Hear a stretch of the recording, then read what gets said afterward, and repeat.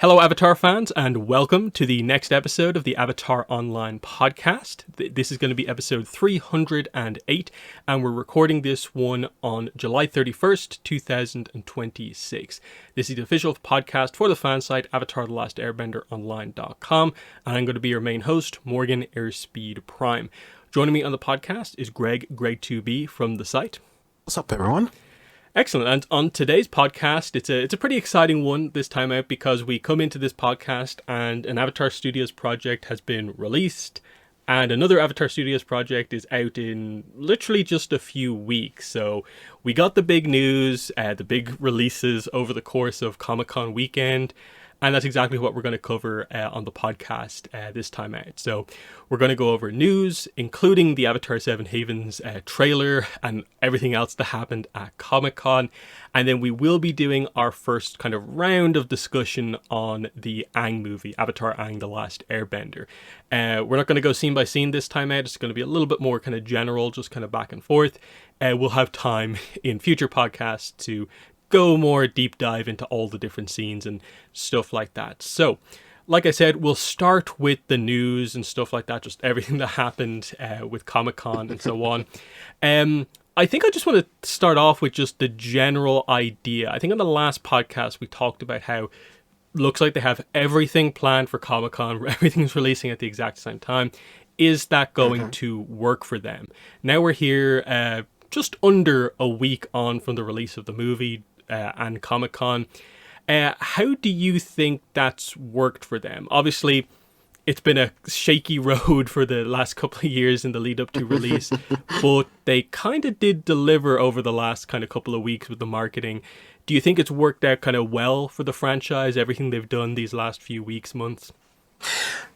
That's a good question. And I don't know. I think from my perspective, I would say their initial sort of like boom to get back into things has worked pretty well. I think, there's been enough hype, enough talk about it, enough, chatter that it makes it seem like it's, a real thing and everything. I mean, a lot of us still remember, the years of like almost, nothing and just like minor leaks and then the bigger leaks and stuff like that. But I think, if we were to try to think of it in a vacuum without a lot of that other stuff, which of course you can never do, I would say that this was a pretty good sort of like very sort of fast way to get all the information out there at once, which I think is, generally what they try to do at the conventions. Like they try to just overload you with stuff so that it makes it seem really important and to show that there's still stuff in the future if it's a project where that sort of applies to it. So no, I think for what they seem to be going for and what they had planned and their sort of like, I guess you could say pivot to how they wanted to do their release of things. It came out in a big way. Like, the convention had tons of stuff there talking about it. They had the big place for the panel and they had, multiple projects that were released and, soon to be released all at the same time. There's still a lot of other things to factor into that, and there's still, questions of the future and stuff, which, even them themselves have admitted at the panel and stuff like that and other interviews. So, it's not like a complete, 100% of anything, not that anything really ever is. But I think, they did a good job of getting information out there, making the panel for the people who were there, or if you watched later on, entertaining and stuff like that. So no, I think they had a pretty big showing when they, you would hope for, if you're a really big fan of the franchise. Mm-hmm. Yeah, I pretty much agree. I think they managed to, I think salvage is not a particularly good word, but from the perspective of some people, they really did salvage something quite good over the course of Comic-Con. Yeah. Given the way people were feeling after the leak happened, and I think the fact that it hasn't been anywhere near as dramatic as we kind of maybe felt is a kind of notable thing. Like all the major kind of like news sites, the big sites were talking about all the Avatar news, including the movie, even though apparently the movie's old news, but it very much didn't feel that way on release day. So that's still good, especially when you factor in that like there's still the frustration about like basically no theatrical release apart from a few kind of locations and that sort of stuff. The just the journey that it's been on.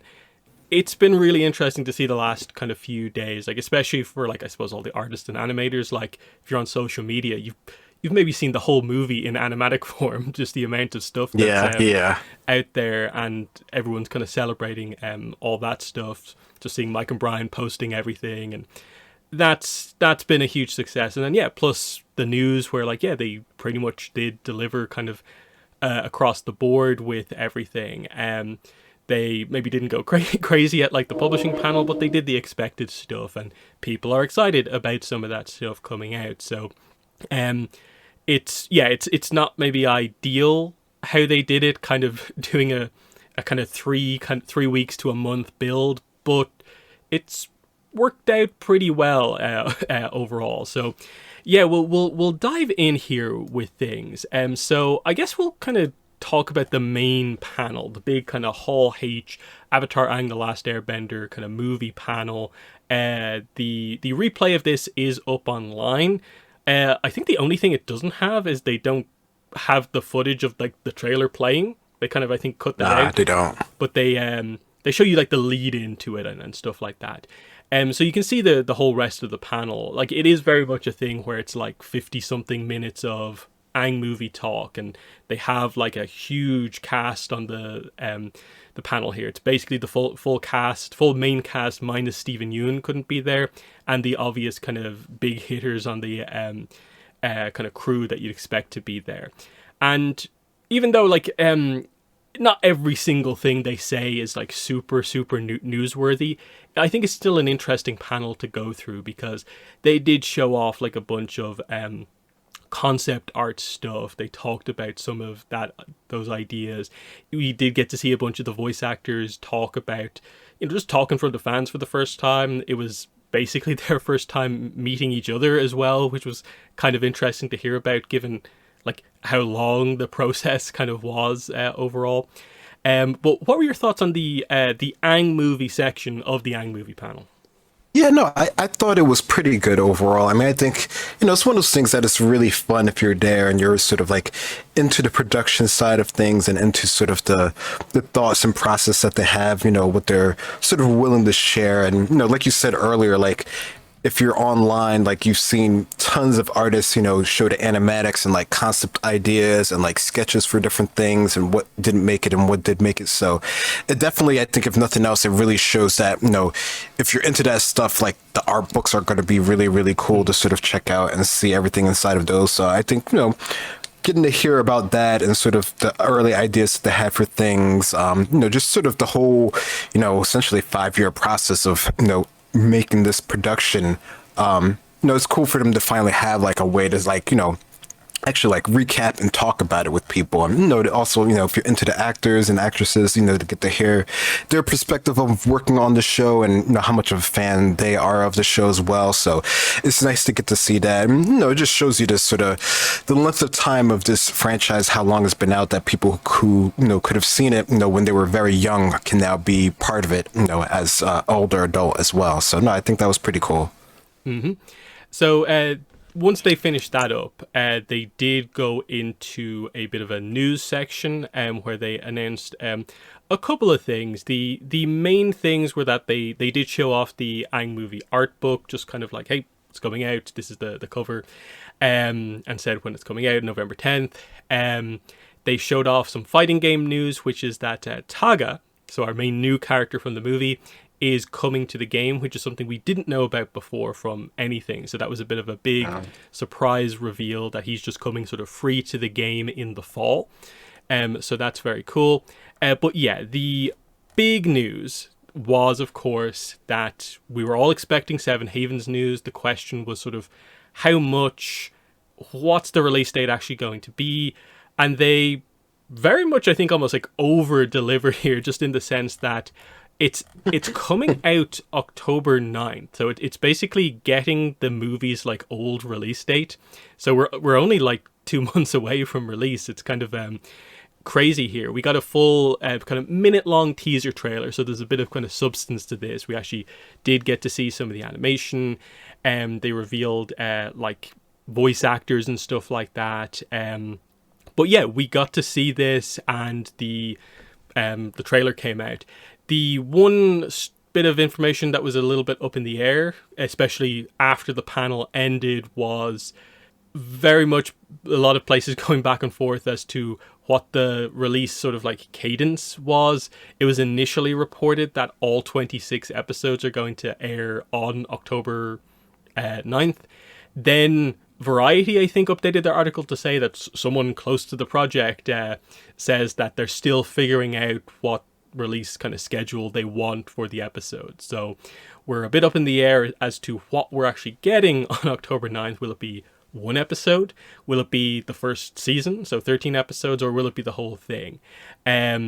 Because I think the only negative reaction to this is to the potential idea that it's the whole series going up all at once, which seems kind of crazy for them to do if they're trying to like promote Paramount Plus. But I suppose just talking about that, we'll get to breaking down the trailer. But what are your thoughts on the general sort of release information we have on Seven Havens? Yeah, no, I think, the release of it is great. I think that was like the hope that, we would get it, sooner rather than later. So I think it's really, cool that we're actually, they're that far in production, which I think a lot of things pointed to that being like a potential possibility. The main sort of like holdout on that was just like, what is Paramount going to do in the releases, since we know their release ideas can be sort of, anti-norm from what we might think, and it might still be depending on how much of it they release at once when they finally do release it. So we're still waiting on that. But no, I think the general idea of it coming out this year is great. So yeah, some of the voice actor information came out here. I'll just quickly read it because there's not that many characters.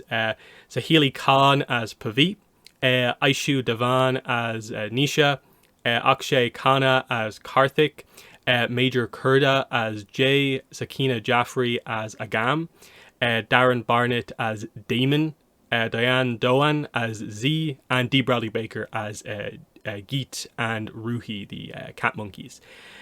So really kind of cool stuff. I think some of those voice actors have posted on like social media, excited to finally share that they are in this kind of big Avatar show. So that's all really cool. The log line or the description for the show is exactly the same as they put out like last year. But yeah, let's get into the trailer here, because there's some really interesting stuff here because we're seeing this for the first time. Straight away, the animation studio on this, the main studio as far as we're aware, is a French studio, La Chouette, I think it is. But I think we also know that there's like a Vietnamese animation studio, Armada TMT, I think, working on it as well. I'm not sure what the breakdown is necessarily, but I think it's led by the French animation studio. So there's a little bit of a different style here, but it's, to me, very clearly Avatar. I suppose just starting off with that, what are your thoughts on the way this looks now that we have more than one image?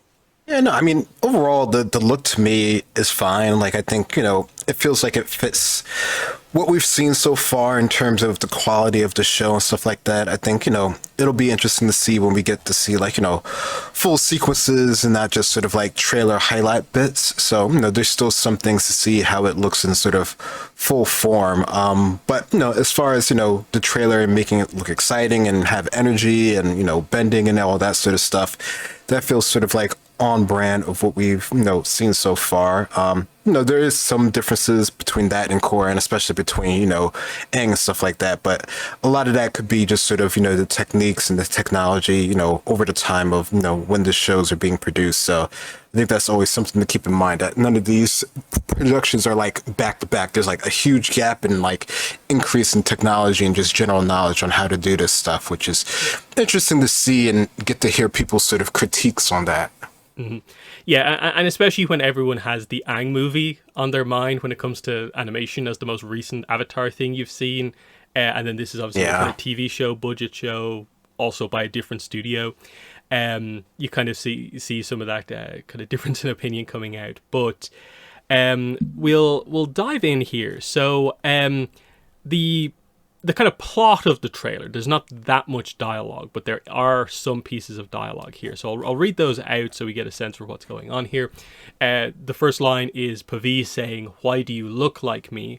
referencing the fact that we seem to be seeing the scene where she kind of reunites with her twin sister Nisha for the first time.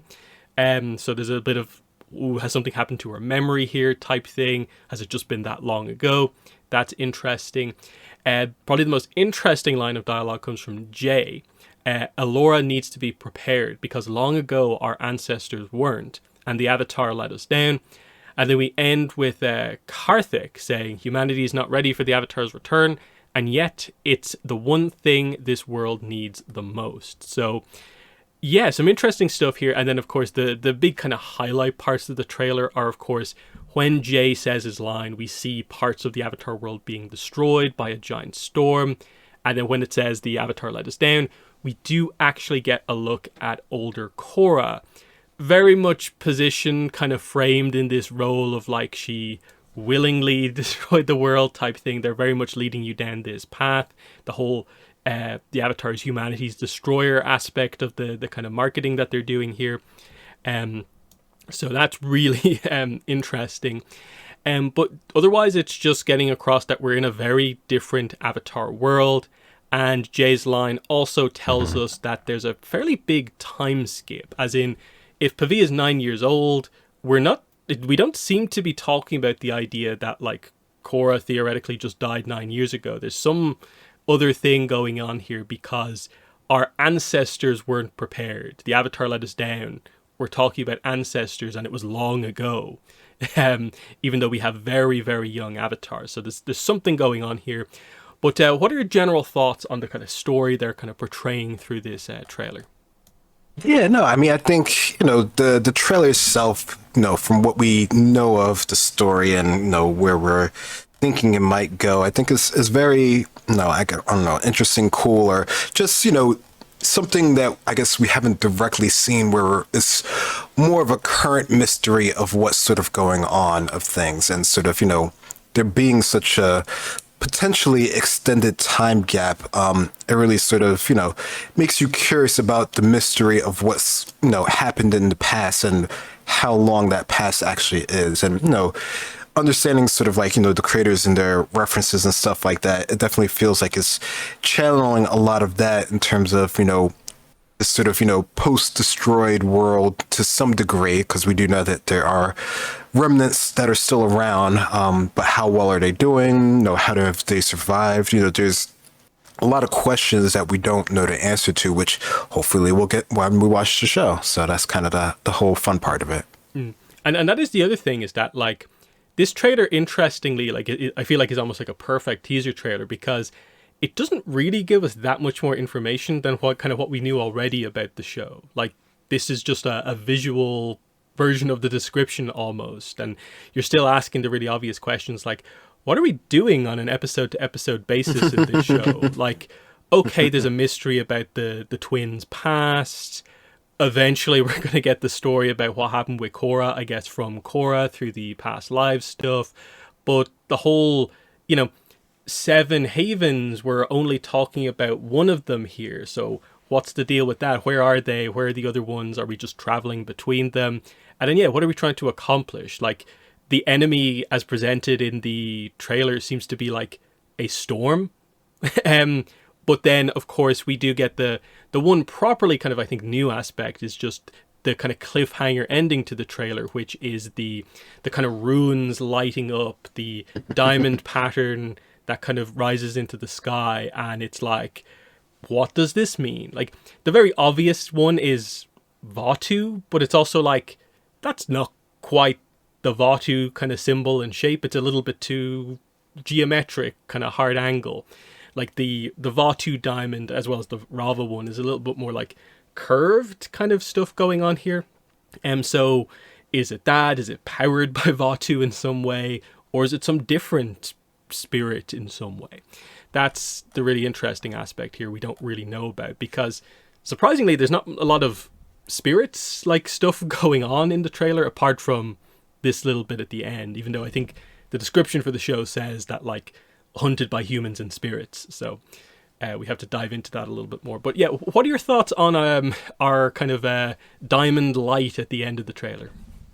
Yeah, no, that makes it really sort of curious, because I mean, I sort of thought Vatu too, but like that's just because it's like red and dark and energy, right? So that's sort of like what we have the automatic assumption with. But in this sort of new world and new timeline, or however we're setting this up. It really could be anything. And, just the whole idea that, it could potentially be an environmental thing, adds to the layer. Like, we assume it's something related to the spirits because, that sort of has been the thing with the Avatar world in some form or capacity, even if we're not sort of like aware of it. But how is it being channeled? Is it the spirits directly? Is it someone sort of doing something with the spirits, using their powers? I mean, we just saw the Aang movie, so, there's a lot of possibilities that it could be in terms of how it's influenced the world and how the Avatar, can be the one to sort of set it right. Mm-hmm. Yeah, there's some other stuff here. Like we do see a little bit of a kind of Pavi flashback where I'm guessing this is like Pavi being separated from her family, because we have what looks like, I suppose, potentially her mother and father. We see that the cat monkeys are there whenever this inciting incident actually ends up happening. There's a kind of interesting aspect of like she seems to get the vision by looking into like crystal, like red crystal, and it's like, what's going on there? Because the clear crystal is like one of the big things from the very start of the trailer, and the one image we have as well. So it's like, crystals, what's going on there? So it's that mystery is there as well. Like, why were they separated? And then the idea of like, okay, if one of them's the Avatar, what's going on kind of otherwise? There's a lot of just really intriguing stuff that like we've kind of discussed based off the description and stuff like that. Other stuff is like you can maybe sort of figure out a few of the locations that have maybe been destroyed. I think the one most people are confident of is like, it looks like we're seeing Zaofu be destroyed, I think, at some point in the trailer. Yeah, I heard and that. then you wonder like, Alora, is it meant to be like what's left of Ba Sing Se, or like what location are we talking about here? But what are some other stuff from the trailer that interests you?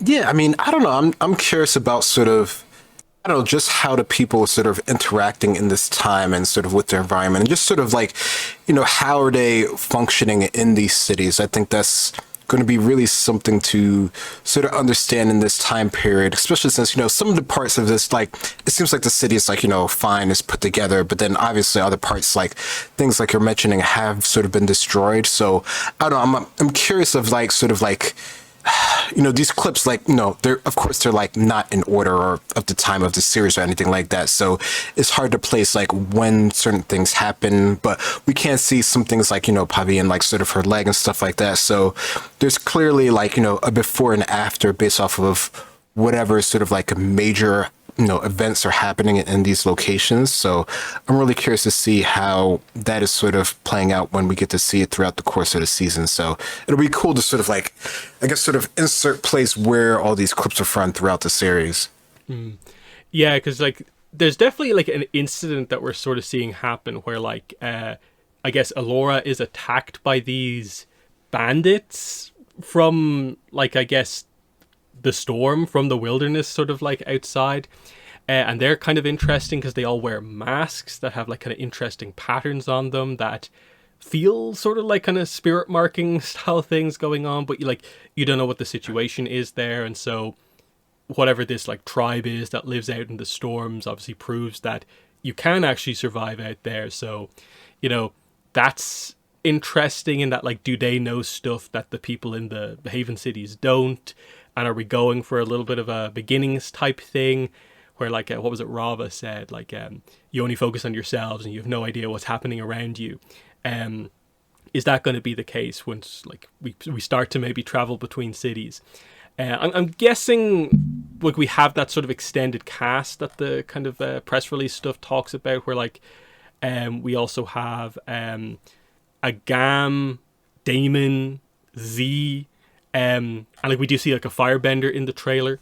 So that's interesting. So I think the only one we haven't seen a waterbender yet. So it'll be interesting to see how they do that, because I think the expectation is that we're maybe not going to have as many benders in this show as we kind of have had previously, depending on what way they do the Cataclysm.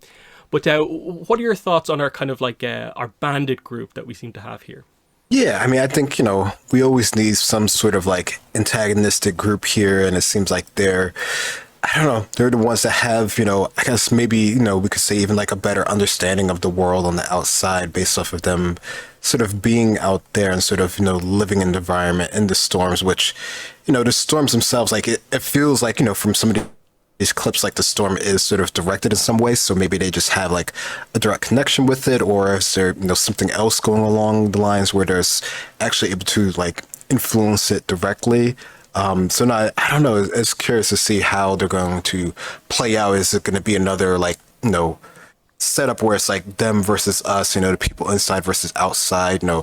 More in depth of what we sort of have seen before. So I don't know. I'm curious to see how that plays. Yeah. Then like you're almost asking the question at the end, like where is the red light kind of rising up out of? Is that like the center of Elora or something like that? Like that's a kind of interesting thing of like, if the real antagonist has been hidden in the kind of main city the whole time. There's some interesting stuff that they could do.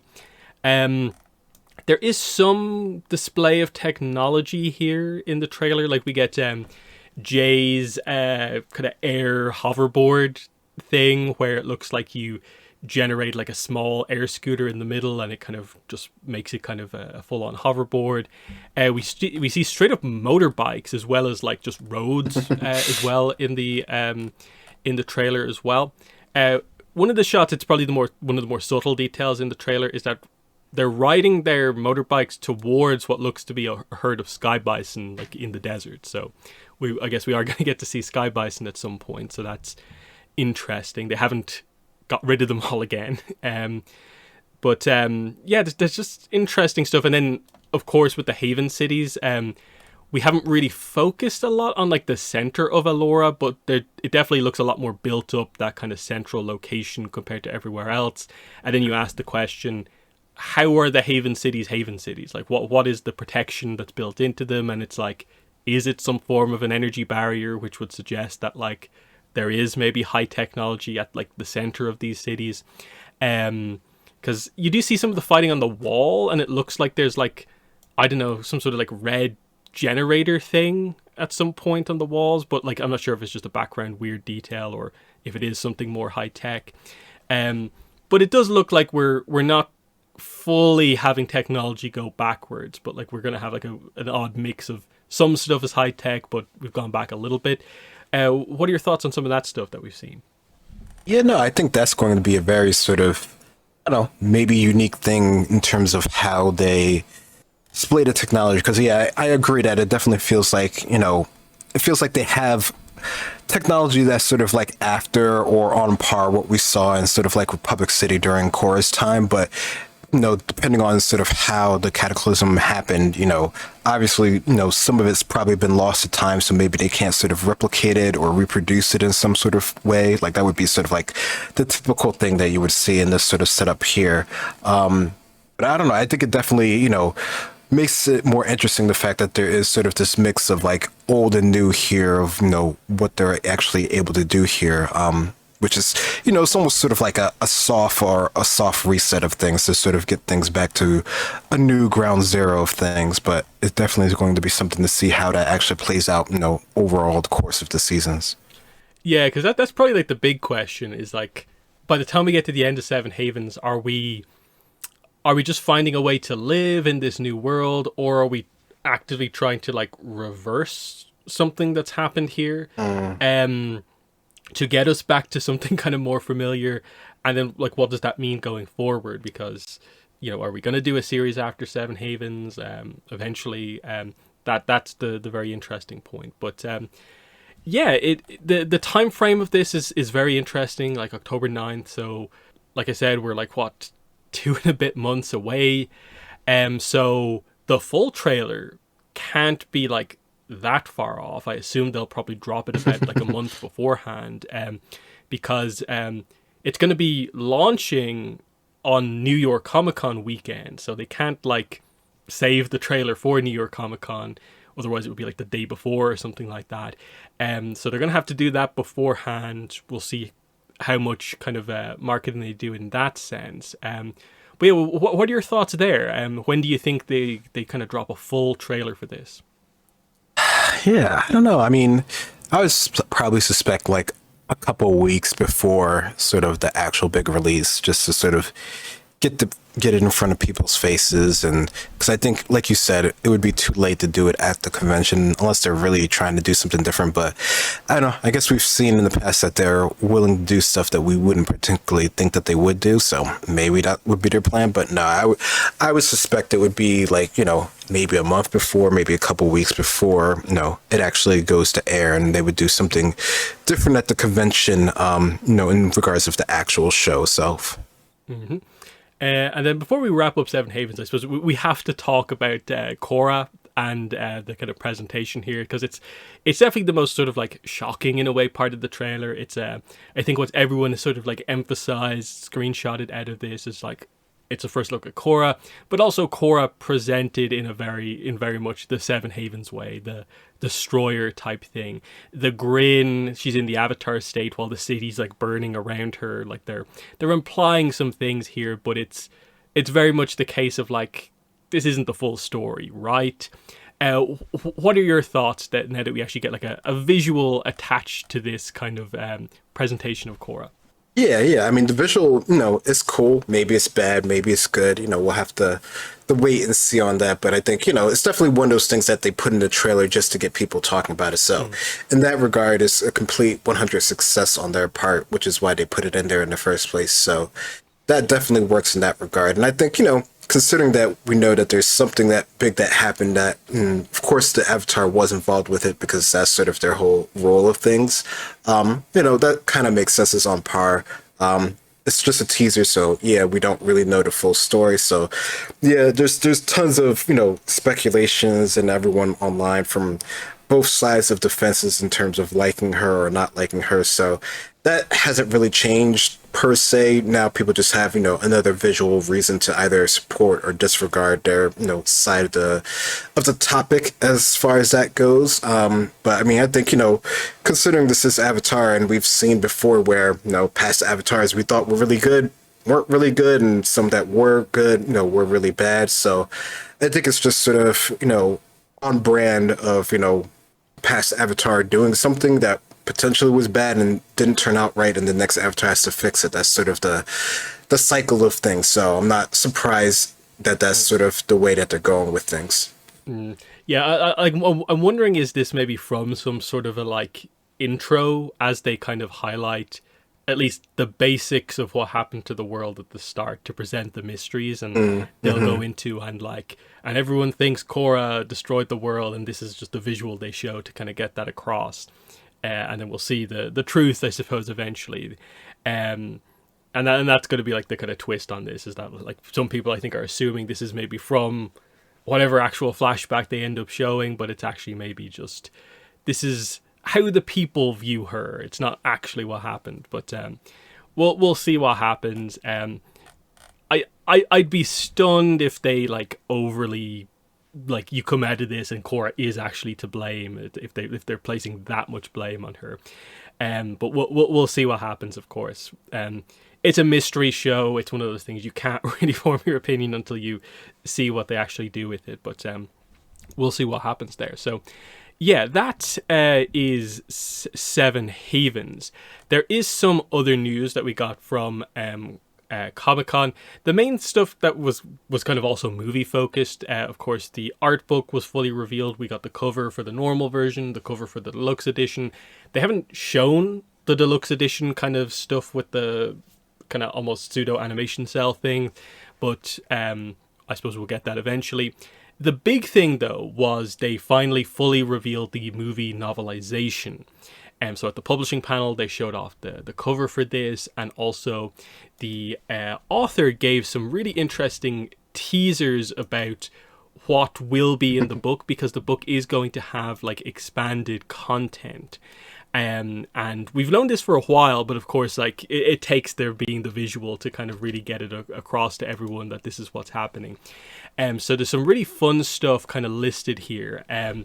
More time with Team Avatar, lots of villain point of view chapters, Where's Suki, themes of legacy and how we're remembered, Katara trying to help Toph find love, grappling with being living legends, another angst sharing session on a beach, and a certain produce merchant's point of view.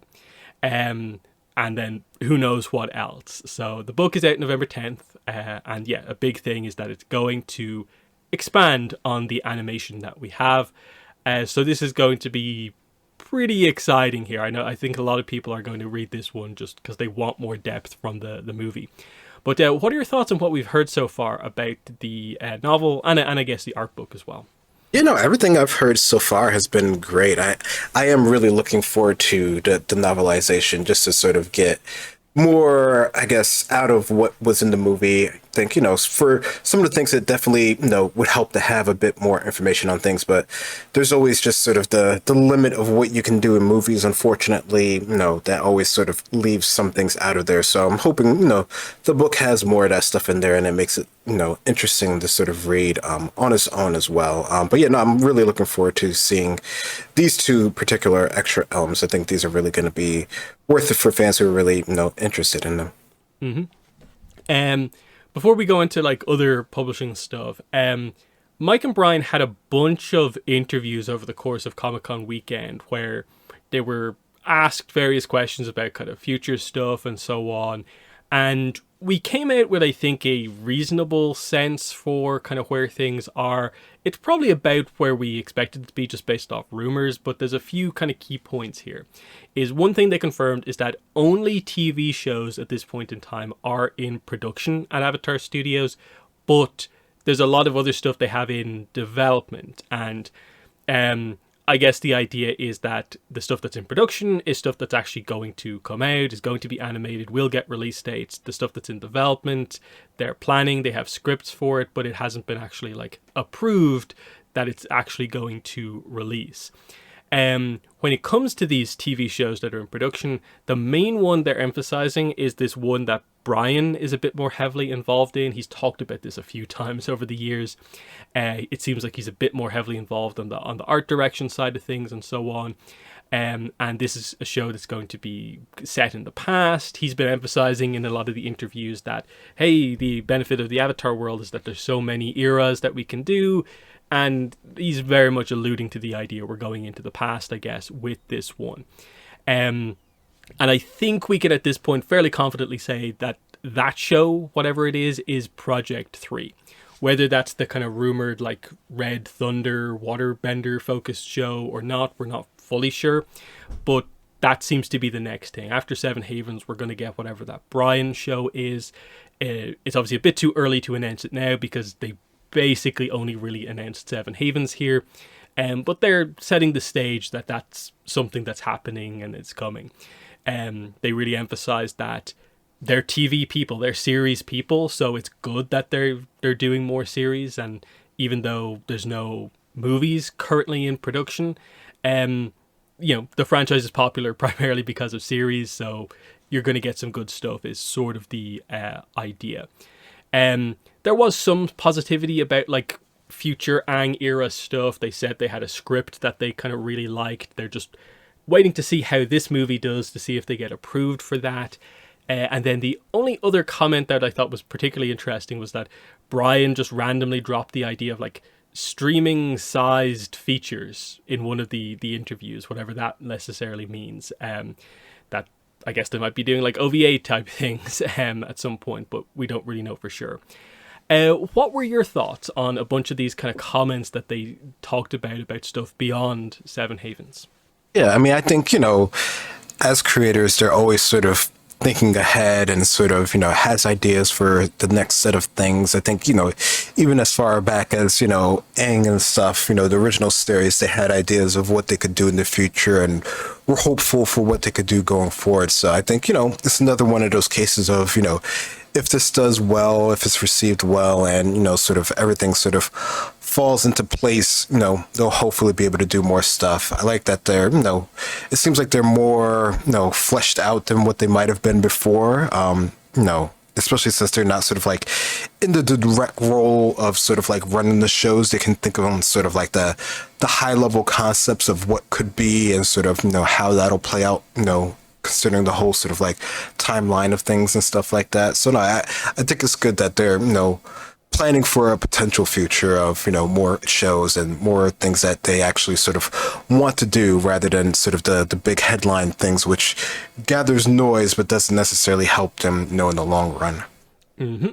So that's that. Then from the publishing panel, a lot of the other stuff that we got was we got for instance, the cover for Bending Academy #2. Not too much to say about it. It's like it's going out like early next year. But the big news kind of came right at the end, not even in like the news section. We had to find out a little bit later. But Brandon Huang confirmed that more Kyoshi Warrior comics are coming.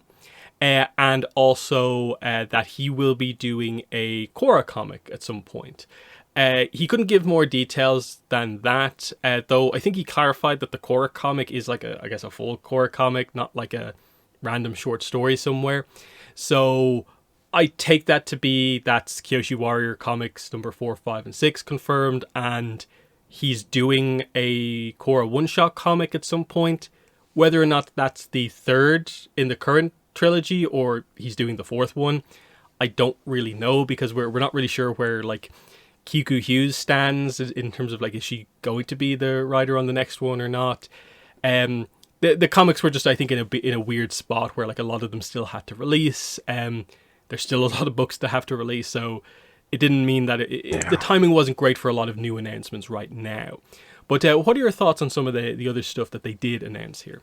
Yeah, no, I mean, I think, I don't know, I don't know, it's unfortunate that a lot of the sort of like, content that has been constant in sort of the past, years has sort of, fallen to the wayside, because I think, it has really been, enjoyable to get that stuff and to have something that's been able to sort of keep the fandom going despite, there not being any sort of big projects. So I don't know, it's one of those things where I hope they're able to sort of figure out how to get everything to sort of coexist. But I don't know, I think it's cool that they're doing more Kyoshi stuff. I think, they're sort of like fan favorite sort of side characters. So, there's something that they can do generally pretty well that doesn't really affect things overall, which is why they sort of, probably sort of keep coming back to them, that and sort of the other sort of, one-shot side projects. So I don't know, I like that they're doing them, even if they aren't sort of like the most sort of like amazing and interesting things, overall. But hopefully now that, the movie's out, they're able to sort of incorporate maybe sort of like higher level things that actually have things sort of like interact with each other, not sort of be on their own sort of like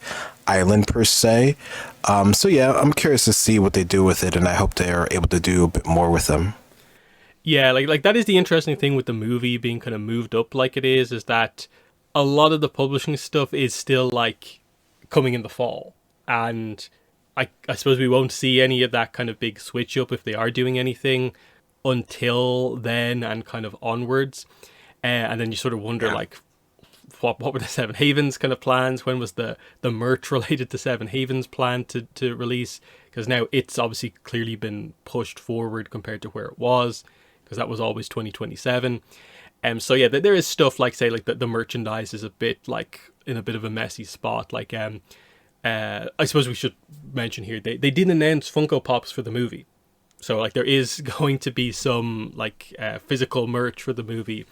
I think they're scheduled for like at some point in August, September, depending on where you get them from, is when they're going to release. And so it's cool that kind of they're there and not like too far away.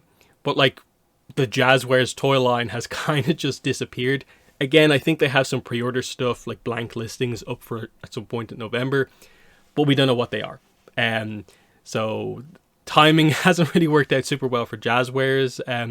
But I guess we'll find out come the end of the year where they're at with all that sort of stuff. Because interestingly, they didn't have a merchandise panel for Avatar at the con this time out. And I'm guessing it's just because timing hasn't quite worked out well for them. But what are your thoughts on some of that stuff? I think a lot of the movie publishing is going to work out, I think, okay, being a little bit delayed. But the fact that some of that kind of toy merch maybe isn't kind of ready is a little bit kind of interesting. Yeah, it definitely is interesting in terms of how they're doing it. But I mean, I don't know, we always talk about this, just sort of like the default curse that Avatar has in terms of timing with the merch, and like it being like so much of it, but there's nothing else to sort of sustain it. And then now there's these bigger projects, but now there's no merch to go with them. So I don't know. It's kind of just sort of unfortunate that it sort of always falls in this sort of way here. I mean, it's cool that we're getting more pops, but I think, despite maybe some problems that, Funko Pop might be having, they're still able to sort of, push out these designs and get the license with, Avatar and everyone else, rather quickly and rather, without any big issue. But, maybe that's just because of their designs and sort of their process and how sort of streamlined they are at this point. So yeah, I mean, I think it definitely would be cool to have, additional merch to go with the movie sort of release here, but that always takes like, extended period of time and ramp up, which, they just didn't really have the way that they sort of reset everything. But I don't know. I mean, again, they focused it more on sort of a streaming movie, despite, what people thought it might sort of be. And streaming movies don't tend to have as much merchandise to go along with them. So I'm sure they're factoring that into their sort of overall strategy, which a lot of us fans don't really understand. But, that seems to be the way that they're going for a lot of this stuff. Yeah, like I think the expectation here is that this is probably going to work out similar to like how kind of K-pop Demon Hunters kind of worked out, where I think it also didn't have any merch ready to go, but they actually have tons of merch out right now, basically. Yeah, they do. And I suspect we do something similar with Avatar. Like I assume some of those kind of bigger companies, like making the statues, will get around to doing statues for the older versions of characters, because I think that's one of the big takeaways, is that people would really like to have merch of some of those characters that's maybe not a Funko Pop, that's a little bit more screen accurate. So hopefully we get to that stuff eventually. I suppose the final kind of piece of news, and it kind of covers a lot of stuff, but it's just that also released over the weekend was the fighting game, Avatar Legends, the fighting game came out. Now, it's kind of like slight asterisks on that because it came out on certain platforms, and yes, there was a bunch of like last minute problems. Everything was going pretty well. They had that 3-week delay and everyone was just like, okay, it's fine. But then all of a sudden, literally hours before launch, they say it's delayed until like September 1st or something like that on Xbox. Whole features of the game won't be available initially on Nintendo Switch. I think it's like crossplay isn't available. You can't get the deluxe edition on Switch. The Switch 2 update kind of thing isn't available at launch. And a bunch of other things came out that, like, basically 3 of the characters aren't fully finished. They're functional in the game, but they're not, like, presentation-wise fully kind of complete. Some of the obvious modes, like ranked mode, spectator mode, aren't in here. And they've only just gotten around to putting out an update to add some of the, like, pre-order bonus stuff in. Not to mention, like, the character vote hasn't happened yet. And I'm guessing can't happen until it's available on Xbox. So that creates another bit of a situation. They had a little bit of a nightmare in the last kind of few days. Thankfully, people, I think, really liked the game. So it's not going to be, like, absolutely devastating. But, like, it wasn't a great kind of communication look, how it all planned out. It's a little bit unclear what the full situation is. Like, is the developer's fault? Is this Paramount kind of rushing them to get the game out for the big Avatar hype over Comic-Con weekend? We're not fully sure. But what were your thoughts seeing kind of the kind of train come off the tracks a little bit for the fighting game just as it kind of released? Yeah. I don't know. Avatar in video games just does not seem to be like the greatest of mix in recent years, or maybe if ever. I don't know. I mean, it definitely, like you're saying, it felt like everything was going pretty well. It definitely, even now, it still seems like the general reception of it's been pretty well. Like it's still at, CEO and some other places. So like, the fighting game community overall seems to really enjoy it. And I think that's just part of it is just sort of the characters and the uniqueness of it and just sort of how it flows overall is done pretty well from everything that I've seen.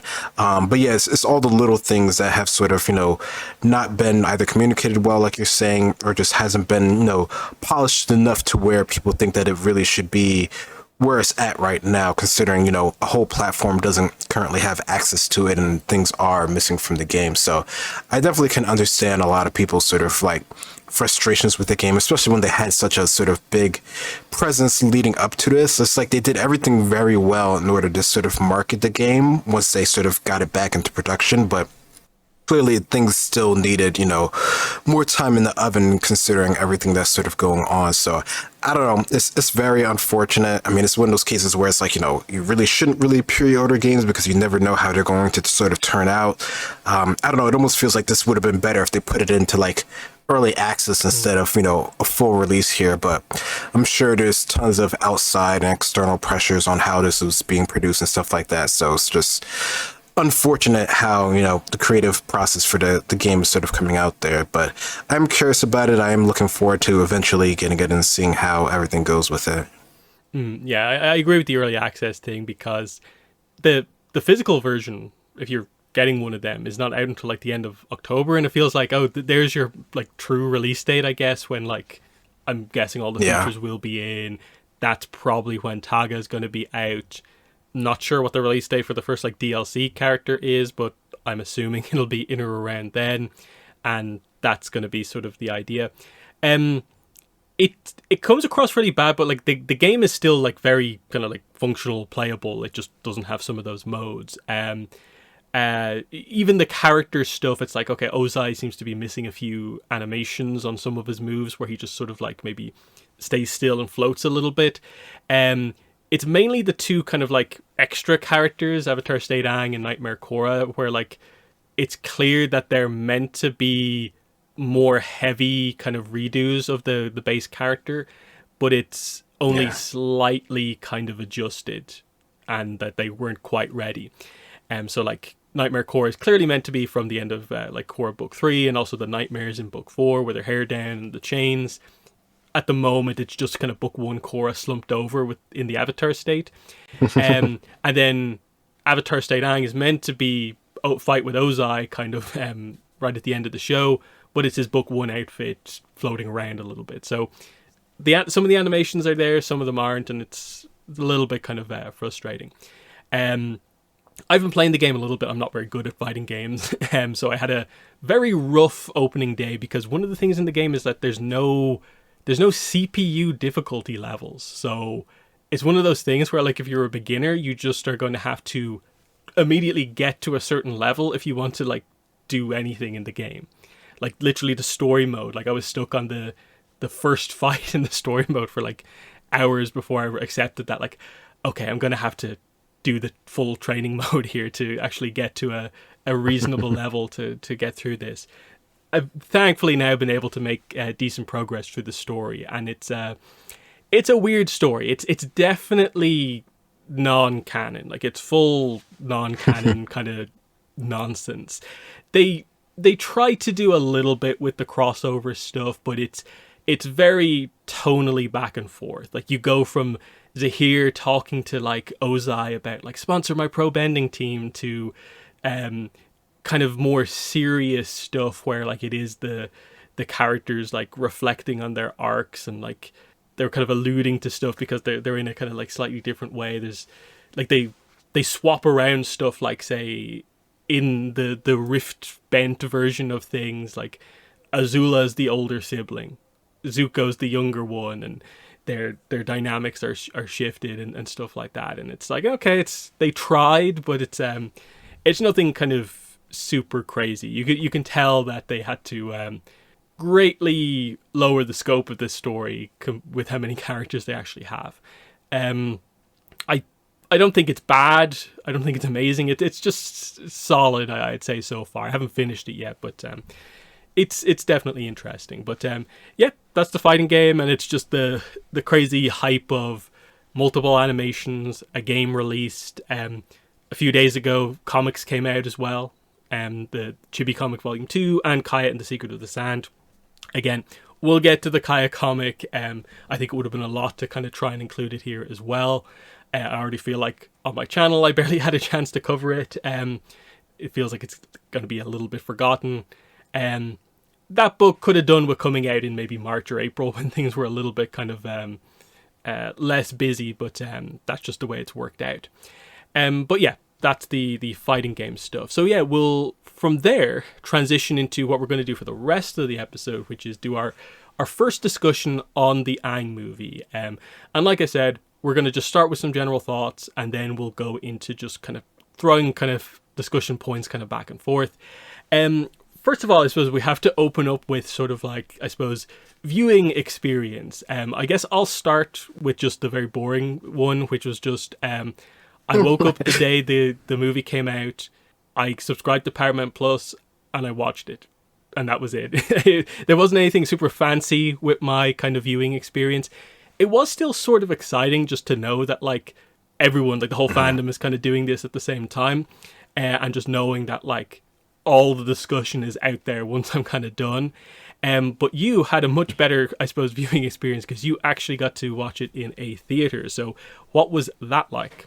Yeah. So that it's so unfortunate that it was sort of so limited for, specific reasons. But yeah, I waited to watch it. So, it came out, Thursday or whatever, everyone at the panels and stuff. And then, the next day you could wake up and watch it. But I held off on watching it. So I pretty much ignored most of my social media for the weekend. I still saw some things here and there. And, it's been around for a bit. So it's not like anything's completely, unknown about it or whatever, but I did wait to see it. I was able to get tickets. I did pre-order I don't know. I bought the tickets sort of online when they did go live. And I think, what did it? They said it was like 6 a.m. PST or something like that or whatever. And then that was actually like 9 a.m. for me EST. So I was on the, Fandango site to sort of get my tickets there. So I got them for New York City for the AMC on 42nd Street. So I was able to see it at that specific theater. So I saw it on Monday. I actually saw it like in the morning.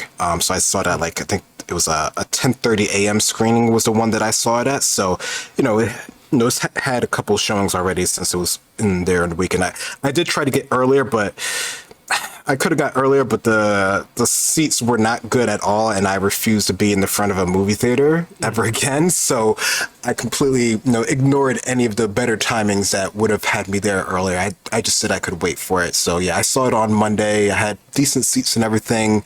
I did get to the theater probably 30 minutes early or something like that. And there were definitely people in the theater already. Like there was plenty of people in the seats already ready to go. And, it's always weird because I don't know how it is other places, but in the States at least, there's a lot of previews and stuff on movies, like 30, 15, 20 minutes of previews. So you really don't have to get there. And since seats are assigned, you pick them ahead of time. There's no worry, in theory of, your seat getting taken. Although, according to online, my theater was sort of maxed out. Even at that sort of early of a showing in the beginning of the week. Now, when I actually got there, once the movie started and everything, there were still some seats there. Like, I'm sure, not everyone's going to go to a 10:30 a.m. screening. Like, that's pretty early. Like, you have to be committed to doing that. But it was pretty packed. There definitely were people stuck in the front rows, which is unfortunate because they probably could have moved back if you could see the seats. But, it's kind of hard to move once you're in there and going. But yeah, I saw it, pretty much a packed theater for the most part, except for like a couple spots here and there that were empty since it was so early.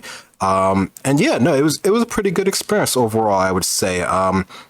Definitely a lot of different scenes, got a lot of people excited and stuff like that. There were some call outs.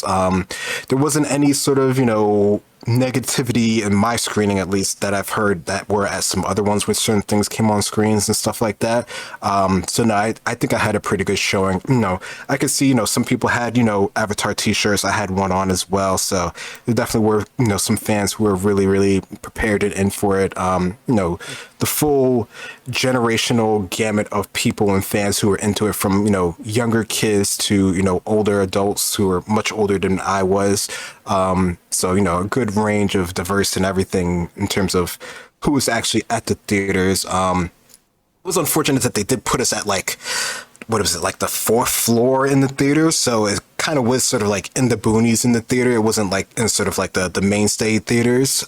So that was something of note. It still was a pretty good theater, but you could tell it wasn't it wasn't a really, really good theater with like the motorized seats and like all the cushiony stuff and stuff like that. But it still was comfortable enough, so it wasn't bad. The screen was, huge, of course. So it definitely was more of the sort of like as intended from the creator's sort of viewing experience. So it definitely had that appeal to it. And yeah, no, it was a pretty good experience overall for the whole watching of the show and everything like that, of the movie. Yeah, like that was interesting to follow because like when they first announced those kind of theatrical showings, it was like initially just like, what was it, like one a day for a week or something like that. And then they expanded it like once, twice, maybe three times, I think, to eventually like multiple showings every hour. So like they kind of really got to a point where people felt like, oh, is something happening here? But like it was still just the same two theaters and two cities. They didn't say anything about like more theatrical stuff at the panel or anything like that. So like that was one of the kind of news bits that like never really kind of came about. Everyone still has like some hope something happens maybe eventually, but it's very up in the air. It'd have to be kind of, I suppose, a surprise thing that they do maybe in or around Seven Havens or something like that to coincide with some of the merch coming out. I don't know at this point. I'd like to see it in the theaters if possible, but I don't know what the situation is there. I don't know. What do you think about the general kind of theatrical thing? Will there be any sort of a run at a later point for people?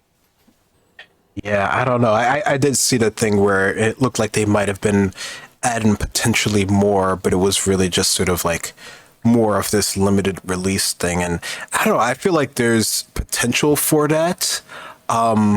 But again, like, I think it would be like another sort of like, it would be another sort of limited release, just maybe a little bit more, wider than just two theaters, which is what we got now. And hopefully it would be like international as well. But yeah, I don't know. I mean, I think, idea of it maybe being towards, the October time, that would be interesting to see if they could do that, to have it, go with sort of the streaming show as well. But I almost feel like that wouldn't be a thing that they would do because that would sort of overlap too much there. And, their drive point is to get people to do the subscriptions, unfortunately. So that's sort of what they're, sort of trying to sort of drive home at this point. So I don't know. I don't know. I definitely would appreciate it even if it was on sort of like, sort of like an indie limited, release sort of schedule there, where like maybe it's like, a couple theaters, per cities in the States and, other places around the world as well. I think that would be sort of the ideal. I don't think it would ever get sort of like, the big sort of wide release. I don't know. As much as I like the Avatar movie and stuff like that, and I think it, it has the potential to do well, I also don't know if it has like enough history and pedigree in order to do that overall over the course of like the whole world and stuff like that. So I don't know. It's one of those things that is hard to gauge how popular a thing is that's been out for like a couple decades. So it's not like it's a new thing, but it's not a current new thing, which is always like what the big wigs are sort of factoring into things. Yeah, it's just yeah. People remain hopeful. We'll see what happens. There's some ideas they could do. Like it'd be interesting if they did a thing like, here, watch the movie and the first episode of Seven Havens, or like there's like a special clip of Seven Havens attached or something like that. That way, it's like, oh, that directly leads you to Paramount Plus because you want to watch the rest of the episode or something like that. And that's the benefit you have of releasing the two things fairly close together. But we'll see what happens. I suppose that's the idea. But yeah, let's get to talking about the movie, the first Avatar animation in quite a long time. 2014 is when Korra ended. 2008, of course, is when Avatar ended. So whichever way you're going, it's been a long time. And we've been waiting a long time since the movie was announced. So we'll lead with some general thoughts here, then we'll get into specifics. Overall, I really like the movie. I've watched it a bunch of times now at this point. And yeah, I maintain it. I think it's a really good movie. Yes, it suffers a little bit from, it's a movie. It's only like, 85 minutes, I think, kind of like the actual content, not factoring in the full credits. But I thought I'd be maybe a little bit more frustrated by the short kind of runtime. And I'm actually fairly okay with what's here, in that, like, it was interesting seeing them talk about that quite a lot in a lot of the interviews, that they knew straight away that was going to be a problem. So it Yeah. feels like they crafted it and like worked on it to make sure that, like, okay, this doesn't need to be as focused on, but this needs to hit. And I think they ultimately got the choices right, and the novel will help. But yeah, I liked the Aang focus. I thought that whole arc, him dealing with the past, meeting another airbender, that all like super worked for me. Loved the way they kind of incorporated like lore kind of like across the board into this movie. Sure, there's stuff like you wish some of the other team members could have done like a little bit more, but it was Aang's movie. I think they made the right choice to focus it quite heavily on that.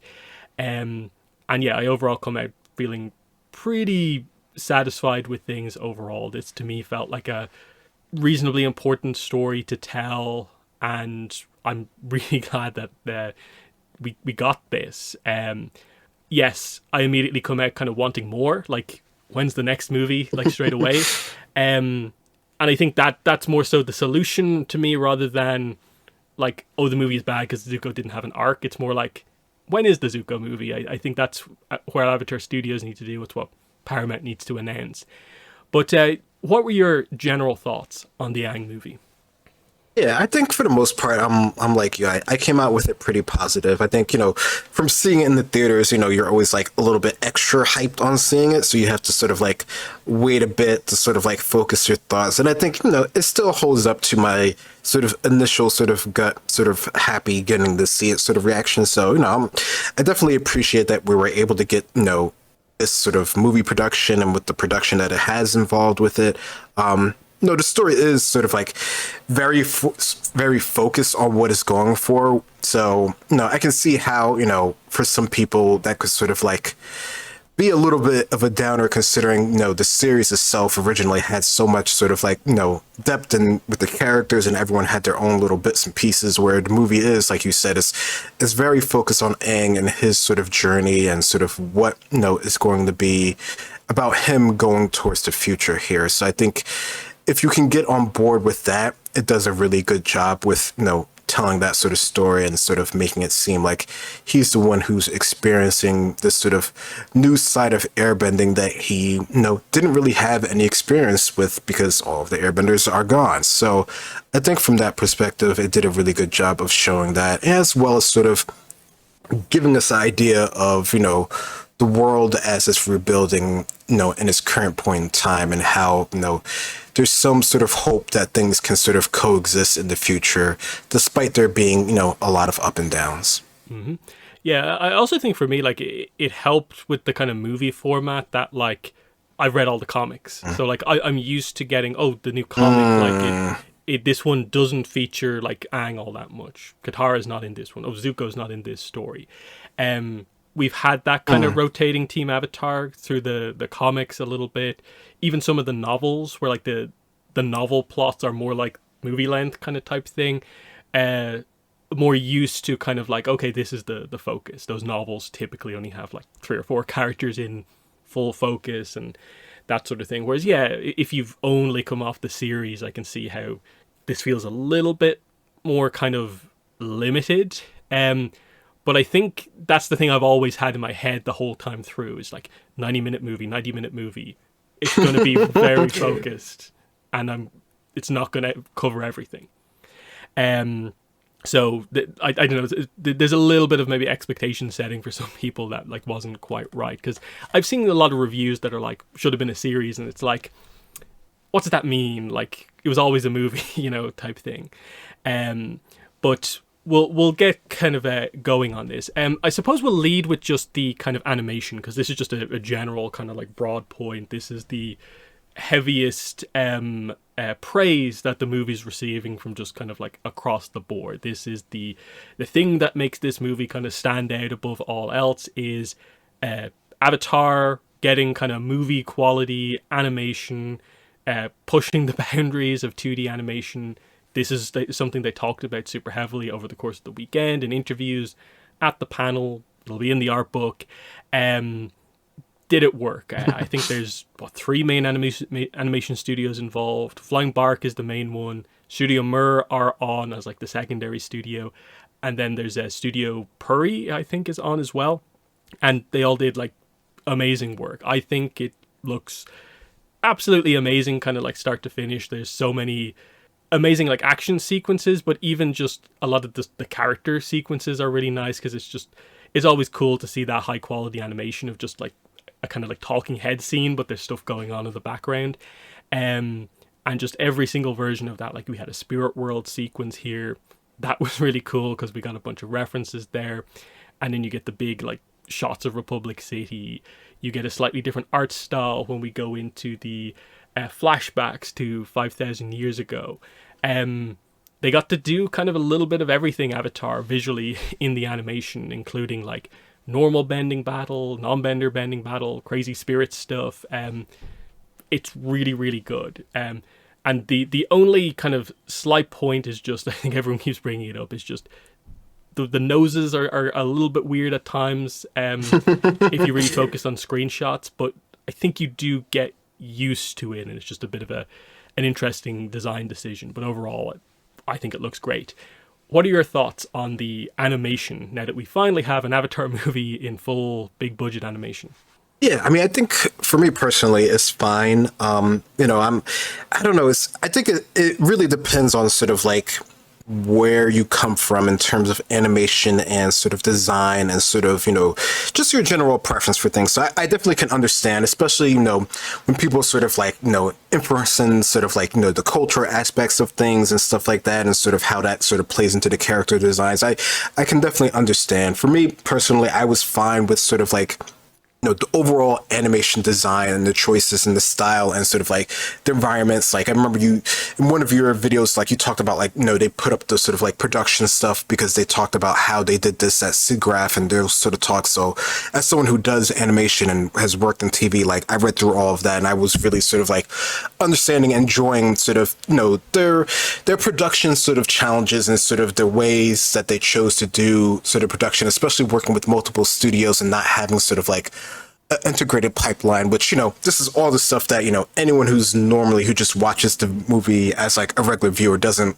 sort of concern themselves with. But as someone who's into it, I really, enjoyed that and could see how, to some degree, that was displayed on the film. And I think, the overall quality, at least, from the viewing that I had of it, and, I have rewatched it since, of course, all of that looked really well. That looked really good in terms of like their environments and their integration of stuff and how, their whole overall sort of timeline of how they produce this. I think, the result that we got was really good. I mean, I don't know. It really felt like it was sort of like an anime movie, which we know that the creators are sort of influenced by that, and that's sort of been their sort of, inspiration for a lot of things. So I think that, comes pretty clear when you're watching the movie. If you're familiar with any of that stuff. If you're not as familiar with a lot of that stuff, then I could see how, it might not be, towards your liking as much. But like the style of the characters and the designs, it felt pretty much sort of like on par from what I've seen in the past of, a lot of animated movies, especially when I've gotten to the ones that they do put them in theaters in North America, which isn't an often thing that they do. Even now, people always reference like, Demon Slayer and stuff like that. But those are very sort of rare and far in between. Like it doesn't happen that often over here as much. So it's really, nice to be able to get to see the production of this and sort of all of the work and effort that it went into. So now I thought it, turned out really good, and it felt sort of like on par with most of those animated movies that we've seen from, Japan and other places like that. So no, I thought the style of it worked quite well for me. Mm-hmm. What's the first talking point that you want to bring up? Okay, so I guess might be another sort of big one, but just sort of, and not sort of super in detail about it, but just sort of the idea, like you mentioned how like, you had to keep in mind that, all right, this is like an 85-minute movie. They're not going to talk about everything, in the world that we normally would have in these sort of characters. And for me, the thing that I was keeping in mind, which, again, this might just because I'm a fan of the shows and stuff like that, but I have to, I have the end result in my mind of where everything goes in the future in this show and this series, and all of the additional content that we have about this. So, of course, in my mind, I'm connecting it towards everything that I've seen so far, and sort of how that could be good or bad depending on sort of how it's displayed in this movie specifically. So I guess it would just be sort of, were you able to sort of like enjoy it in the moment as much as you could without thinking of, what's going to happen in the future? I would say yes. Like in the sense of like the obvious plot point here of just like the whole plot here is about Aang has the hope, the potential to restore airbenders. We know he doesn't until like, he has Tenzin, and then in Korra, they come back via harmonic convergence. Like, I'm aware that that's like continuity wise what happened, but I felt especially the first like 20-ish minutes of the movie did a really good job of kind of getting across the idea of like, and this is showing like a moment where Aang felt like he had the hope to bring back his people. And here's this like crazy incident that makes this movie kind of worthwhile in telling, because this is an arc that it makes sense to explore. And opening up with that kind of flashback to pre-Air Nomad genocide, and the fact that that's a dream he was having, a lot of what they talk about in like the early scene with Katara, it all does the great job of getting across the just almost like, remember, he's the last airbender, and that's important and huge. That can't be like undersold in the concept of the world of Avatar, that he is on his own, and that means like a lot. And so they actually, I think, do fairly big things with that. And it's like, sure, Taga's not going to make it out of the movie, but I was with the whole arc, as he was introduced, and like, the joy of Aang seeing another airbender, even kind of like the joy on the rest of the team seeing how happy Aang was, were kind of all moments that I think were like really worth having and exploring. Because like in the grand scheme of things, like the original show didn't overly highlight the last airbender aspect of Aang. It was more so that like the Avatar also happens to be the last airbender, and like his responsibility as the Avatar came first, and this allowed us to focus on the other kind of side of that. And I think that's why, at least to me, like I've seen some people say like, oh, is this not like a retread of stuff we went over in ATLA? But I feel kind of strongly that like it's not really. There's some stuff that's like thematically similar in regards to like his choice in the finale, kind of in a way kind of comes up again. But I think the exploration that they go through with Aang here, I think, is very much like worthwhile. But what were your own thoughts? We're kind of just dealing with, I suppose, the continuity, and I think what they talked about here, it's a pre-sequel. So there's like stuff to ATLA, but then there's also like, I know all this stuff about Republic City as well.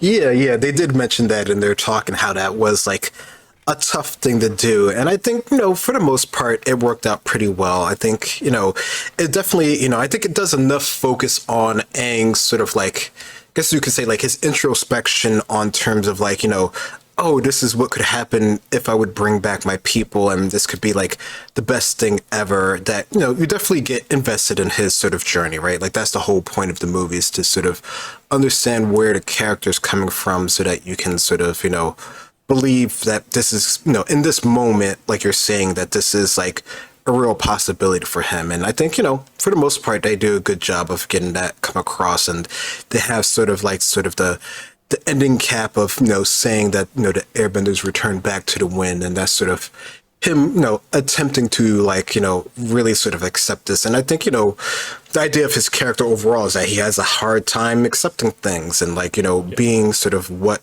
should by default be a thing that he can do, right? But like, Yang Chen or Kyoshi or all of them, they'll be like, you should do this, Aang. And he's like, no, I don't really want to do that. So, it's a typical sort of like hero's sort of struggle and journey of things, which I think, for the most part is expressed pretty well. And I can sort of get on board with that with his character, because he is, even though he's older now and we can see that he can definitely, do all the things in terms of the combat and stuff, like he's still, if he's still having nightmares about things, then he probably doesn't have everything figured out still. And, he may never have it figured out, and that's just part of life and the journey, which is something that, Avatar is always sort of trying to express to, the people who watch the show, right? Yeah, and I think like that is like, especially with some of the scenes with Katara, the movie does kind of get into, it's that idea of like no one else really can understand the position that he's in. Like Katara comes close because of what happened in the to the Southern Waterbenders, but even for her, the Southern Waterbenders are back. We saw this in the comics. We see it here quite directly. So there's one with Sokka, and there's like others there. The South has rebuilt. That's not happening for Aang, and there's that kind of core difference. And yeah, I think it was, they made the right choice here, in that like I think a lot of people have been pointing about it recently. The idea of like, okay, yeah, the last point I was making was just kind of building to the idea of like, it felt like they did a good job of making this movie sort of like Aang's book for Air, because it's actually very focused on Air. So that's kind of cool, because obviously the comics, like The Promise, it's kind of book 4, but it's not really Air focused in that sense. Like it has the Air Acolyte stuff, and they kind of connected in here, which is pretty nice. But this gets to be that deeper Air focus, which I think is very cool. But yeah, we'll move on. Where do I want to go with things? This is interesting. There's so much kind of going on here. Like, what do I actually want to dive into first?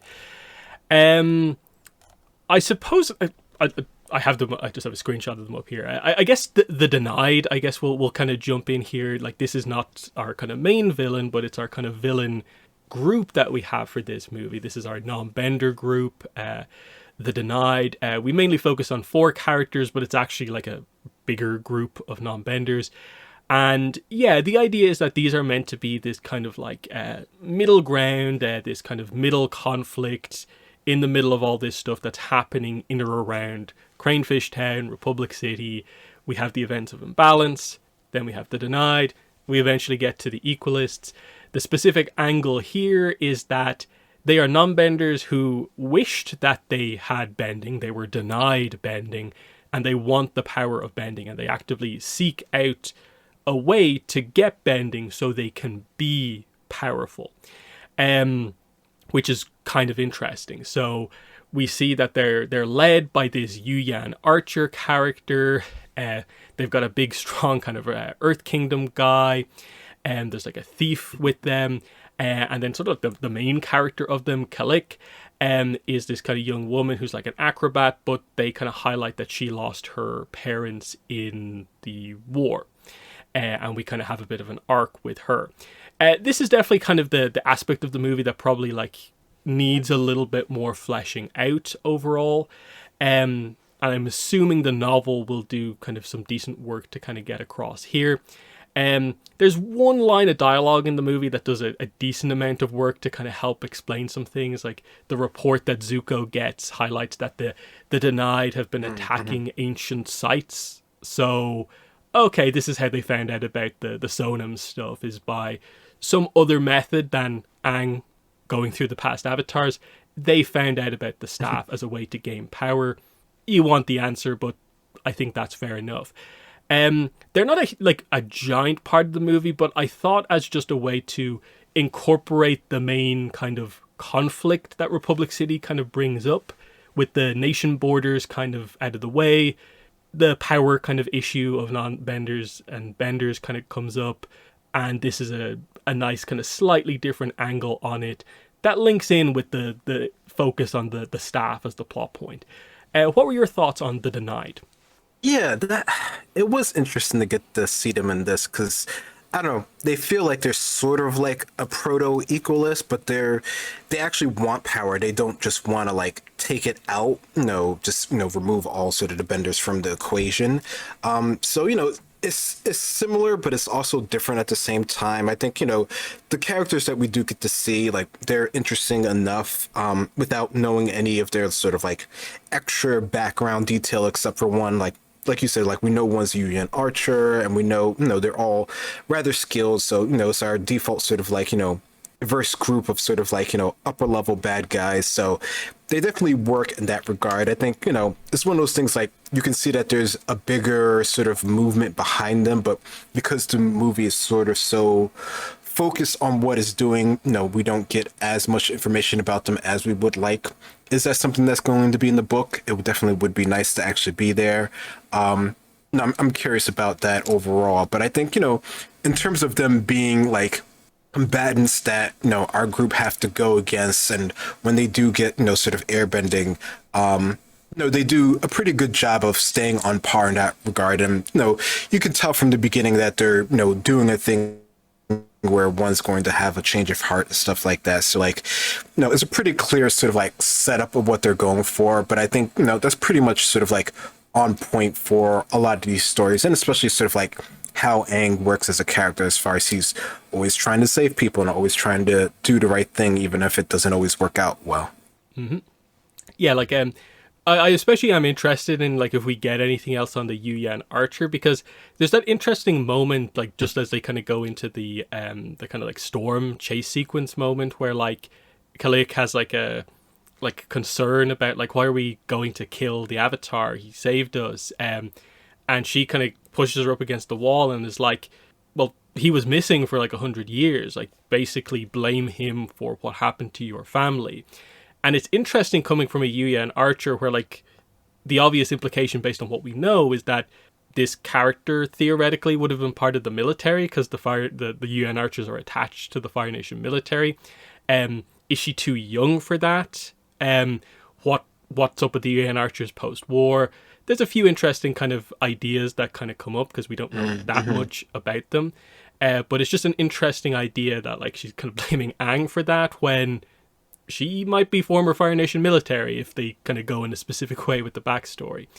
But I did like that they at least gave a nice kind of somewhat heartfelt arc to Kalik, to have that kind of turnaround at the end where she saves people in the middle of the kind of chaos of the final battle, and then she becomes an heir acolyte as part of like the new batch kind of going forward, and it's like there's her kind of like new path. That was, I think, a fun way to kind of bring things into play. And then we did for a while get some even a bigger number of airbenders, and that was fun because you got to see something we don't maybe do too often, which is sort of like bending kind of being channeled like through weapons, which like Zuko did a little bit of. We've seen bits and pieces of it here or there, but it doesn't get done that much. And so, the Yuan Archer actually like replacing her bow with just straight up airbending was actually kind of cool. Not just using it with the guy with the fans, of course, does the very obvious kind of stuff with the fans, makes him go kind of really big. I thought that was fun, where like they didn't make them all like master airbenders, but they went down the Zahir kind of path where it's like you're already a martial artist, and then adding the powers on in specific ways puts you on a certain level. And I did appreciate that as a pretty nice threat for the team, given that one other thing I think they make clear in the movie is that no one is used to fighting airbenders, because the best you're getting is sparring with Aang, and Aang is not going to come after you with any sort of like particularly violent attacks. So everyone is a bit taken by surprise by both how skilled Taga is and what he does, but also even non-benders suddenly gaining airbending, just coming at people with this intent. But what were your thoughts on that? Just like I think it's kind of a point that's roughly presented, is that like they don't really know how to fight airbenders that well. Yeah, no, and I don't know, I feel like that's Even from like the original show, I feel like that was in my mind that was clear, but I know that's not clear to everyone who watches the show and stuff like that. But I mean, I don't know. I think even from the beginning, we get to see Aang with the Fire Nation soldiers, right, in the ship, right, and he's like, I think I can take you on, with my hands behind my back, and he does because why would they know how to deal with the Airbender because it's been 100 years, and our core, gang group here, they would be the ones that are the most experienced working with an airbender, right? Because they've always had Aang with them. But even them, they're not, like you're saying, like, the sparring with him isn't on sort of the same level as someone who's trying to come at you directly with attacks here. So I thought it was cool to get to see them, use airbending with their sort of natural abilities. Like even the guy with the big sort of, sword and stuff, like he's able to create like monstrous sort of winds, and that's just because he's huge and he has that sort of power behind himself, right? But he doesn't, he's not going to know sort of the subtleties of, airbending or anything like that, which, we wouldn't necessarily expect them. They've only had airbending for what, like an hour or two, or however long it took them to sort of get through the storm. So like maybe Taga told them something directly, maybe he didn't. I don't know. But no, I think it definitely was cool to get to see, people who don't necessarily have any sort of bending use it, in a very sort of quick and sort of like almost sort of like intuitive way without really knowing, directly how to sort of bend the element. Like they don't understand sort of the core philosophies behind airbending. Like Zahir, he probably does know the core philosophies and chooses to ignore them and do it his own sort of way. But none of these other people, they don't have that sort of grounding, that sort of background, and they're just using it sort of, more like a blunt force tool, sort of almost sort of like, in the core end, sort of like the beginning until she learns sort of the fine tuning of it. Mm. Yeah, and I also think like thematically in a way that idea of like for them airbending is just this tool, literally this power, and in comparison to like that's not what Aang wants. Like, but that's kind of one of the learnings Aang almost gets is that like literally just returning airbenders almost just for the sake of it at any cost doesn't get him what he wants, and that he can get some kind of satisfaction out of just training people who actually care to know the culture with the Air Acolytes, and that's the kind of hope for the future along with some of the other stuff that they do at the end. And so that kind of like fits in as well. But what's your next talking point?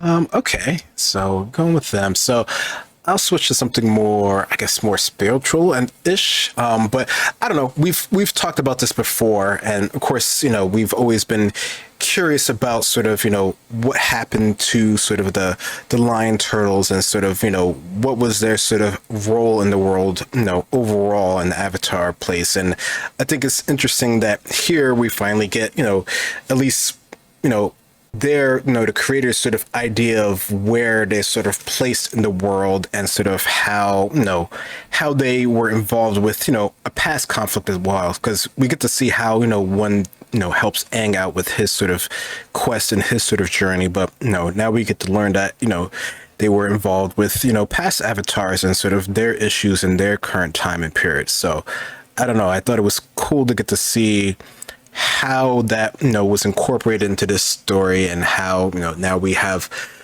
even more explanations for them.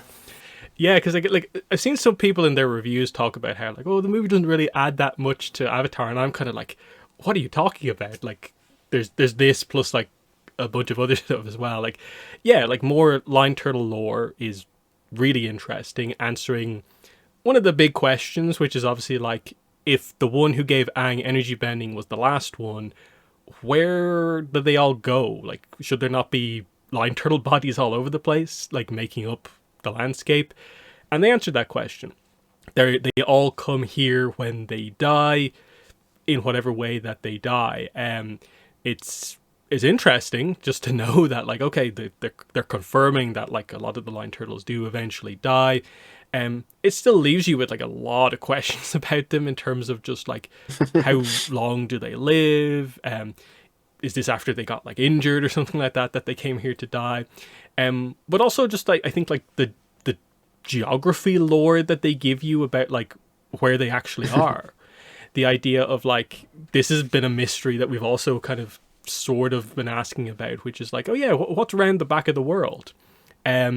if you go, was it west from the Fire Nation or east from the east of the Earth Kingdom, why do we never talk about that in the context of like the war? Because technically, like, that's a somewhat short route to from the Fire Nation to Ba Sing Se if they wanted to attack. Well, here's your explanation for why a lot of that stuff doesn't work, is that there's an endless ocean on the back of the world, and there's an immortal storm in the middle of it, and the Line Turtle graveyard archipelago of islands is in the eye of that storm. I think it's really cool lore, because they also link it into sort of like, and this is why the airbenders are the only ones who know about this, is because of all this kind of ancient airbender stuff that Aang ends up learning about in terms of like the currents that only they know about because they're airbenders.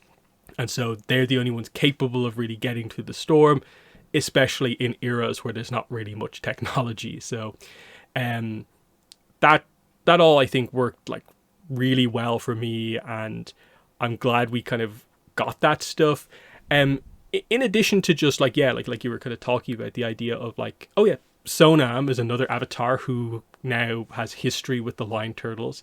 They helped her to create this staff. In terms of, I suppose, like, again, there's explanation I think needed for the full extent of what the staff kind of does. I'm assuming it's made from Line Turtle bones in some way or another, because they have to explain why it only gives airbending and not other elements. So you assume it has an air Line Turtle bones at like the heart of it or something like that. Assume the novel will probably explain some of that stuff. But still, it's cool that that's how it works, in that like, how do we get around the fact that like we either have to have a Line Turtle as part of this story to establish how airbending can be given. We don't want to do Line Turtles directly again. Let's do our first like properly like magical item in Avatar.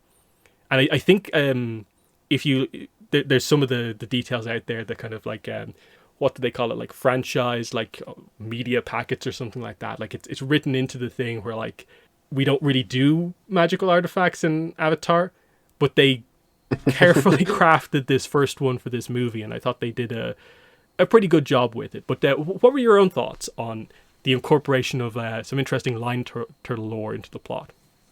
Yeah, no, I mean, the lore itself, I think, is cool. I mean, I think getting more of that, is something that we've just always sort of wondered. Like, we've always, been curious about, like, where did they come from? Where did they go? Like, how are they involved with the world? Were they involved with the world? Or did they just, like, after they gave people bending, did they just sort of step back? But no, here we get to see that they were sort of involved, at least with, this avatar. And I don't know, it's interesting, that whole idea of, like, having a magical artifact, because that almost seems like a bit sort of like, as much as this world is fantasy based and inspired, like it has more of a grounding to it, which is why a lot of people have gravitated towards it. So to have a specific item that is like your classic sort of like MacGuffin type thing, where it can do this thing, but even this sort of item is like, it's limited in what it can do, and it has sort of a focus. Like, it can grant people sort of airbending, and this sort of can enhance a person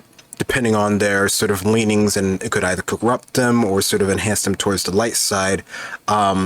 It's an item, and it has a purpose, and unfortunately or fortunately, at the end of this, of course, it's destroyed, and we don't have to worry about it in that sort of way directly anymore. But you could see how sort of like, in a time where they're not sort of like as advanced with things, that this would be something that someone would potentially want to create. Like there's just sort of the bending, and then there's sort of a way to sort of combat it, and this is what they chose to go with it. So I don't know, I think for me, the staff works. It doesn't sort of like overstay, it's sort of welcome or anything like that. Like, we get to see its usage, and I think the way that they use it here, it turns out to be pretty cool. And it's not something that I necessarily would have thought that they would have done per se.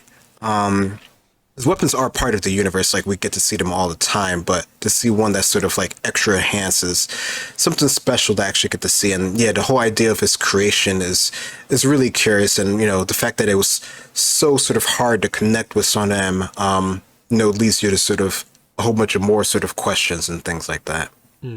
Yeah, I like that Avatar Xian even kind of like alludes to the idea. Like it was probably like the reason information is hidden on this is because no one's meant to have something this powerful, and it's like, yep, that's definitely one of the takeaways at the end is that like Aang was going to use it for the best way possible, but like even if he just really easily got it still would create problems because then all of a sudden it's like, who is he giving bending to? Okay, the air acolytes.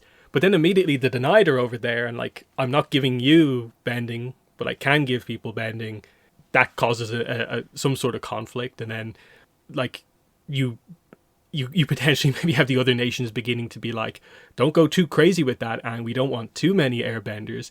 And you could sort of see that like, even though it's like this ideal way to bring airbenders back, it really would have created a massive problem going forward, especially if people begun to realize that like it also is just like a power boost thing as well.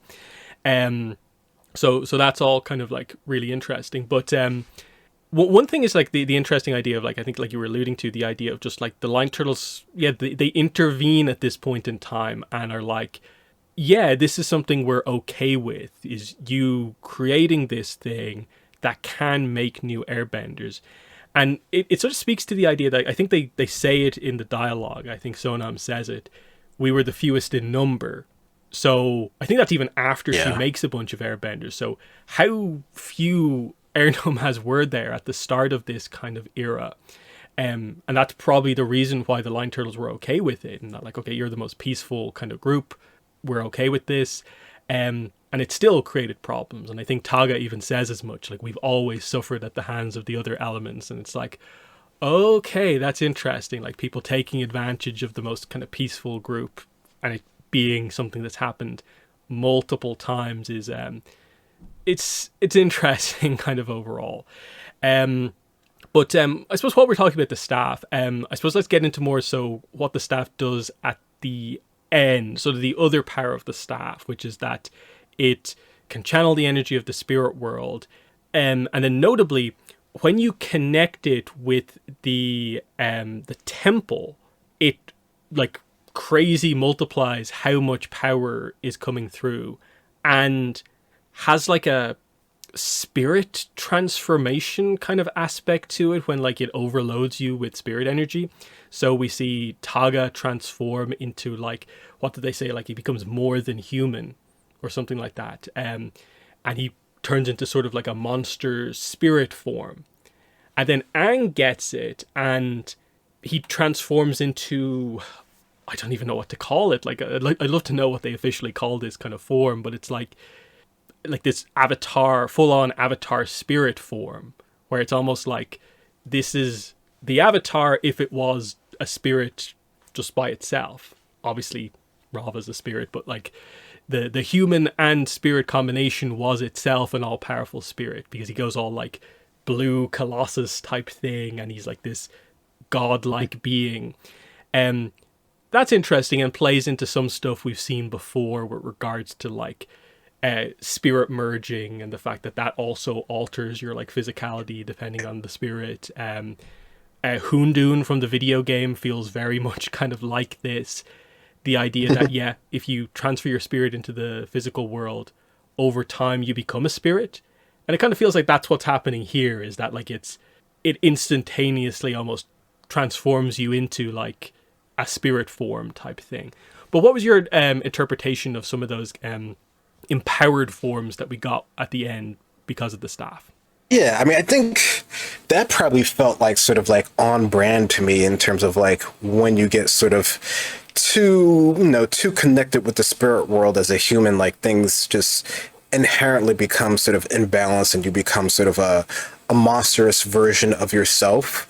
So yeah, I mean, I think with Taga, like that seemed like sort of like on brand for him, and sort of like he would become sort of this sort of like, almost ogreish type character who's spirit enhanced, and Aang just sort of becomes sort of an enlarged version of himself until he starts to become, a little bit more corrupted, until he's able to sort of get a hold of himself. So no, I think that, for the most part, that actually worked well with me.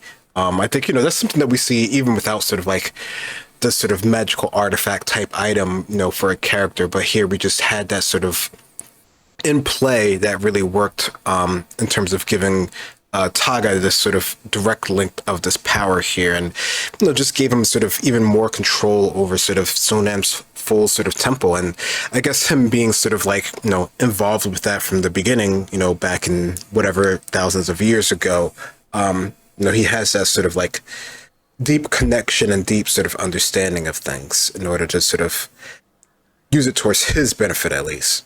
Mm-hmm. The other thing with the staff, I think, is what might be the final point, is just that it doesn't grant bending in the exact same way that line turtles do, because with the line turtles it's basically like a permanent thing unless they take it back. As in, like, if a line turtle died, I don't think you lose the bending they gave you. Whereas with this one, it's like the staff has to be active and like existing to keep those people with their bending. So through all these like 5,000 years, Taga keeps his bending because the staff was hidden away but still existed. But he loses it when it breaks. The same with the denied. I think that's just kind of like interesting that like it does the same thing. It's kind of based on the power of the line turtles, but it's not like permanent in like exactly the same way. And that's just kind of interesting to me that like this helps to explain some of the sort of like, I suppose, bending empowerment kind of aspects that we got when he powered up the denied. But it's intriguing because it makes me further kind of wonder about like one of the more vague things in the lore is definitely like what is the power of an element? Like what is the line turtle giving you? What is the staff doing to you to actually like give you the element, and how is that taken away by the staff being destroyed? But like, what were your thoughts on that? The staff destroy, you lose bending.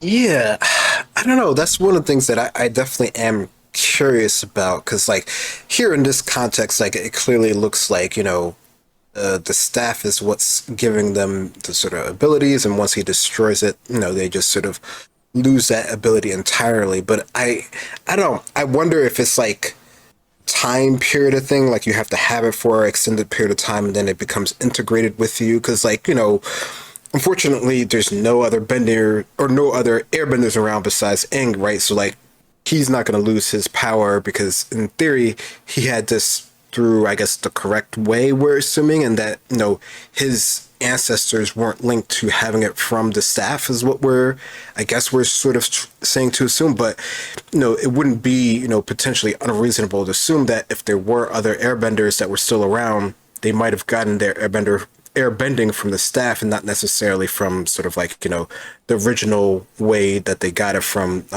the lion turtles. So I don't know, it is a curious thing to see that as sort of is affecting them on another way. And it also feels like the fact that Taga was the one to give the deny or sort of airbending that sort of like tainted the way that they got it, right? So like, you can tell that there's a different way that they sort of have the ability versus say if Aang was to give them the ability and he's sort of like on the light, the positive side of things. So I don't know. I wonder if it's just the way and sort of who gives you the airbending that sort of determines if you're able to sort of keep it even if the staff is destroyed. And fortunately, we won't know because that didn't sort of play out the way that it did in the story here. But yeah, it is curious to see sort of how this, artifact works in terms of airbending and giving it to, people and that sort of ability, because it's, it's not the direct connection to the source, but it's pretty close to the source. So I don't know. It's definitely something to be curious about. Yeah, so like there's definitely room for the novel, I think, to give some explanation to that. So I'd be eager to see where they go with that. But yeah, what's your next talking point? Okay, so I guess I'll just go more general in terms of the overall, but just sort of how you were feeling on sort of just the flow of the action overall, just getting to see our characters in sort of, I guess we could say, more or less they're sort of like bending prime, I guess we could say. I mean, they're still pretty young here, but, I guess think this is generally, the ages that people will consider that, whatever they're doing, they're in sort of like the prime of their sort of, experience in their life and stuff like that. So just sort of the general feel of sort of the combat and the animation of our, sort of main characters here. Mm. Yeah, like it's cool because like they got kind of moments kind of throughout the movie, but they avoided maybe going for like the like really obvious, just kind of like super nostalgia focused thing where just everyone gets to be like super cool at all times type thing. In that like I find it interesting that like one of the main kind of displays of their power was just them kind of keeping the airship going to get through the immortal storm. More so than like a specific fight. It was like they got through this kind of crazy thing no one who isn't an airbender like ever been through before. They did it on the airship because it's them.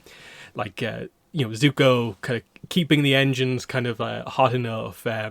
Sokka's kind of just instincts for kind of steering the ship in a really odd way. Katara parting the seas basically and putting out the fires, and then Toph, of course, discovering metal bending. They wouldn't have got through without that, and just keeping the ship together. That I thought that was an interesting way to have like their big like they could only do this in the kind of prime of their power type thing.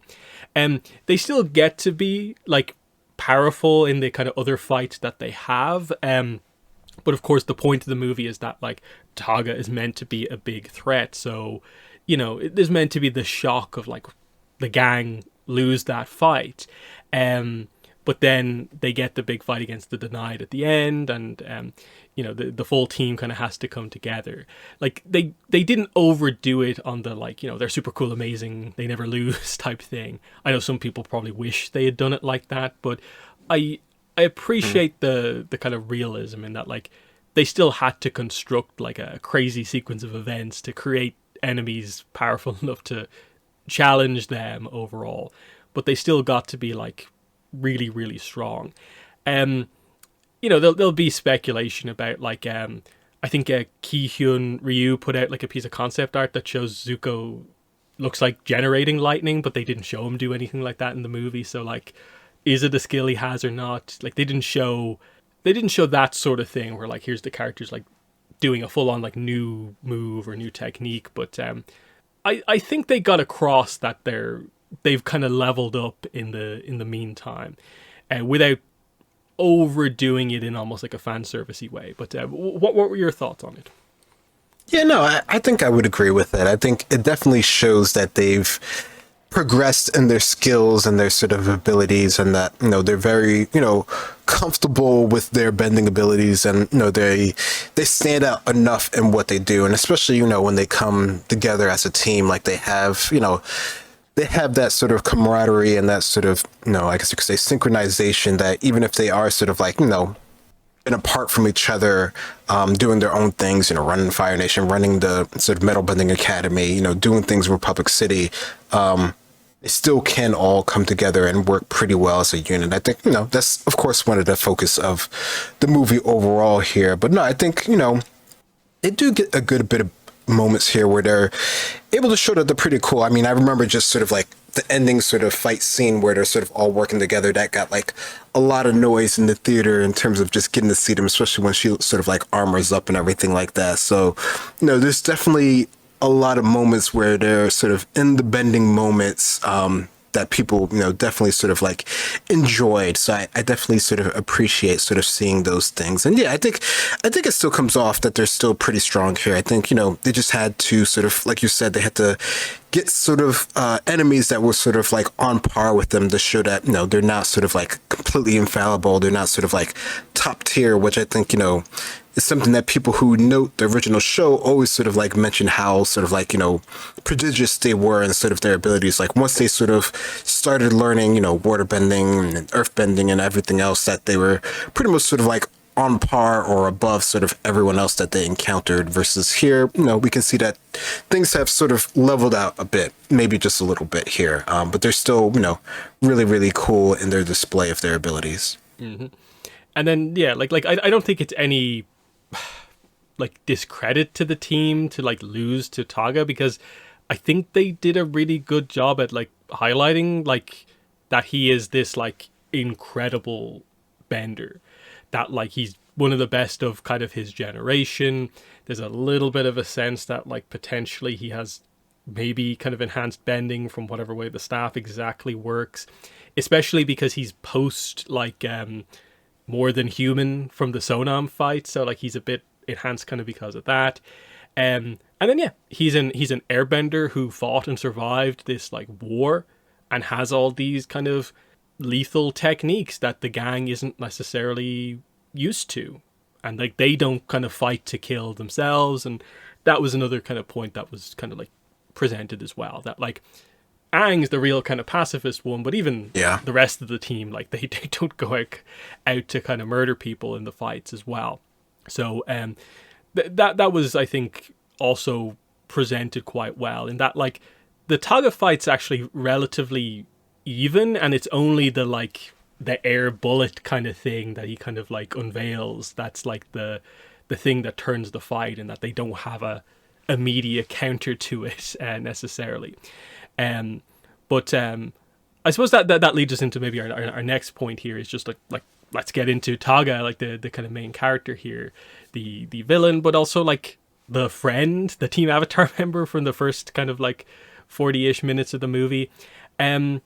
I go out of this movie really liking this character. I feel like they did a great job with pretty much everything here. I think Dave Bautista does a great job in the voice acting here. The design, I think, is really cool. A 5,000-year-old airbender from this other era, and then the arc. It's maybe not the craziest arc you've ever seen from a character before, but just the idea of making the similarity to Aang, where he's also sort of a survivor of basically a near genocide of a previous group of air nomads, and he wants vengeance against the world kind of because of that, and it's just kind of showing the path that Aang didn't go down. That there's a really good scene, maybe like 30 minutes into the movie, where like he just asks Aang, how can you stand to be around like the Fire Lord given what the Fire Nation did? And I think he's not like being overly plotting as a villain here. I think he's just honestly wondering, like, how are you not consumed by vengeance like I am, basically, without revealing the truth about himself? And he is just kind of a little bit surprised to see the type of person that Aang is able to get past that. And I think a lot of those kind of moments kind of really work for me, in combination with just that, like, he just gets to be a little bit of that kind of Hama with Katara early on, Unalaq with Korra early on, just getting to be the actual teacher and having those fun moments before the truth is revealed. The amount of times like Aang smiles in that kind of first 40 minutes of the movie is pretty good, and the rest of the gang is so excited to see him so excited. But yeah, what were your thoughts overall on Taga throughout the movie? Yeah, no, I think I was surprised that he worked as well as he did. I mean, like you said, it's not like a completely new or unique idea to see a character that's, a friend in the beginning and then he sort of turns into an enemy. But I think, in terms of like connecting the similarities to Aang, like you're saying there, like this, it sort of, endears him to him sort of like automatically, which is why, Aang, of course, gives him the benefit of doubt, as well as just Aang's just general positive, sort of look on the bright side of a thing regardless, which is why, it's good to have the people around him, because they're able to sort of see the other side of things that, he might not necessarily see. So no, I think that worked pretty well in terms of, just the character of Taga, sort of like, there's sort of teaching moments, sort of understanding, like learning the currents, him being sort of so in tune that he knows where to go without actually having like a direct map of, the location of where they're going to.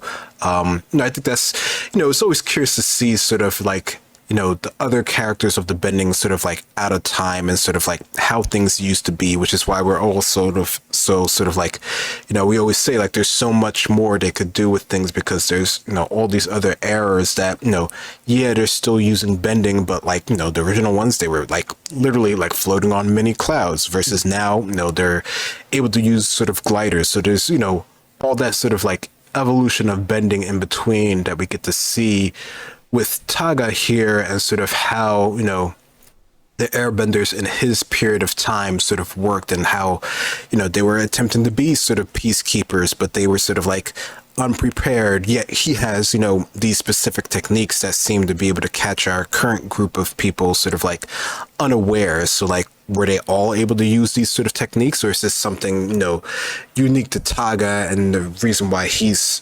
survived as long as he had, during the war here, and just sort of, just his general sort of like, character design, like, I think that's just sort of unique in itself, which, you could say, yeah, that sort of leads you to believe that he's automatically sort of a bad guy. But, the airbenders of that era, maybe they were just, built differently from what we see in sort of Aang and his sort of flashbacks, right? So there's a lot that, went into his character and his design and, just sort of his combat readiness that is, unique to him and this movie itself. And it'll be interesting to see how that plays out in the video game as well.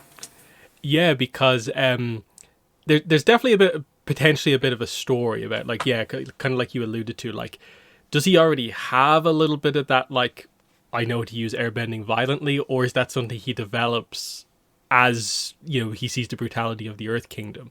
Because that's a really interesting part of the flashback, is like we went out, we were peacekeepers, but we were unprepared for like what they would do to us. And you see in the more kind of simplistic kind of flashback style, just airbenders getting like crushed between rocks, and it's like there's the simplicity of like, this is how you use earthbending violently, versus like almost the complexity of like what you can do theoretically with airbending, which is what it seems like he does to his advantage with just the idea of like the air bullet kind of technique. I guess it's like it stops someone's heart. That was my interpretation of what he was doing to everyone.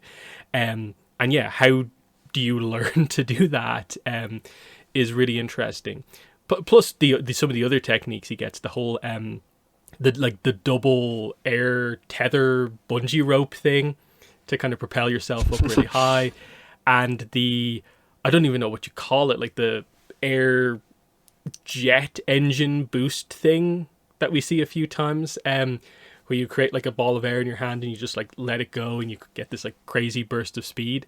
They're all very unique kind of applications of airbending that are like similar to things we've seen before, but like actually like really, really unique. And I always love when they do that. Like again, Unalaq, Hama, now Taga, they kind of get defeated with their own technique. I think that always works really nicely in the storytelling. So Aang, I'm pretty sure he uses all those techniques except the air bullet to defeat him in the end, which is kind of fun. Yeah. But yeah, what were your thoughts on those new unique airbending techniques that we got from Taga? Yeah, no, I thought those were really cool to see. I mean, like you said, like any sort of like new technique, and I don't know, we're so sort of like, Aang is our airbender, right? So everything we see, airbending wise is around him, and later on we get to see Tenzin and his kids and their sort of like unique takes on things, but technically up until this point we don't really have any other sort of context for what airbending can do. So to see him to use it in this sort of way, and to wonder, like you're saying, like, when did he learn these sort of techniques? Something really, something to keep in mind, or just to be curious about how this like turned out and things, because it seemed like, if they would have had these techniques before and they were willing to use them, which generally we're going to assume they probably weren't, the idea of them being peacekeepers might have turned out differently. But clearly he had these sort of, techniques that he developed in some sort of way to combat things, and they're very sort of direct and blunt and sort of effective towards taking people out, which is of course exact opposite of what we understand currently for airbending to be. So no, I thought they were really cool, and just the idea that he has sort of just so much sort of like chi that he's able to do most of these techniques to sort of like the extreme sort of measure. Because, Aang can do sort of, like the typical things and sort of, make, vortexes behind his feet and stuff like that and hold up things. So like he can do those things, but to that sort of extent, like, is that, like you're saying before, is that because he's enhanced with sort of the power that he's been given, through the spirit rod and everything in order to have airbending, or is this just something naturally that came to him before he was even an airbender, and that, getting airbending just sort of like enhanced it further? What's your next talking point? All right, so my next point, I think, I don't know, how did you feel about all sort of the little moments of sort of callback to sort of the original series, or just anything that sort of has happened in the past? Like, we get a couple scenes here and there where we get to see sort of like, the foamy mouth guy, and of course we have the cabbage merchant, and even, some parts of the movie, they have sort of like callback to some, current memes and current fandom things that, wouldn't necessarily think would be in a movie, and, some of it's appreciated, some of it maybe is not as appreciated. But they get features nonetheless in the movie here. Yeah, I think they did it pretty well, and I don't feel coming out of this that they like overloaded it with like nostalgia or like meme moments. The cabbage merchant is in a weird spot where like, yeah, he's probably a bit overused at this point, but like he is more than just like the random side character at this point, especially because like it's in the middle of like the comics and Korra, and there is like Cabbage Corp and the setup for Cabbage Corp from the comics. So the Cabbage Merchant actually makes like a lot of sense to be here from like a plot point of view. And so the idea that there's going to be like a chapter in the novel with him, it's kind of like, I hope it's more than the meme thing. I hope he's thinking about like expanding his business and starting a company and stuff like that. I almost wish we had seen a little bit more like him with technology kind of here to fully bridge the gap, but it's like, oh, that's fine. Yeah. So it kind of leaves like a foamy mouth guy, and the fact that he has like a kid and a wife at this point is kind of funny, as like one of the only real like, okay, this is just a full-on meme reference.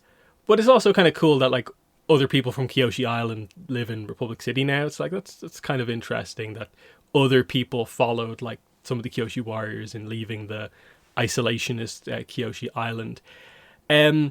Otherwise, like they didn't like overdo it with say like comic references. Like the metal bending students are really the only ones, and even then it's interesting. They did Hotun and the Dark One, but there's no obvious indication that Penga is there, which is kind of interesting.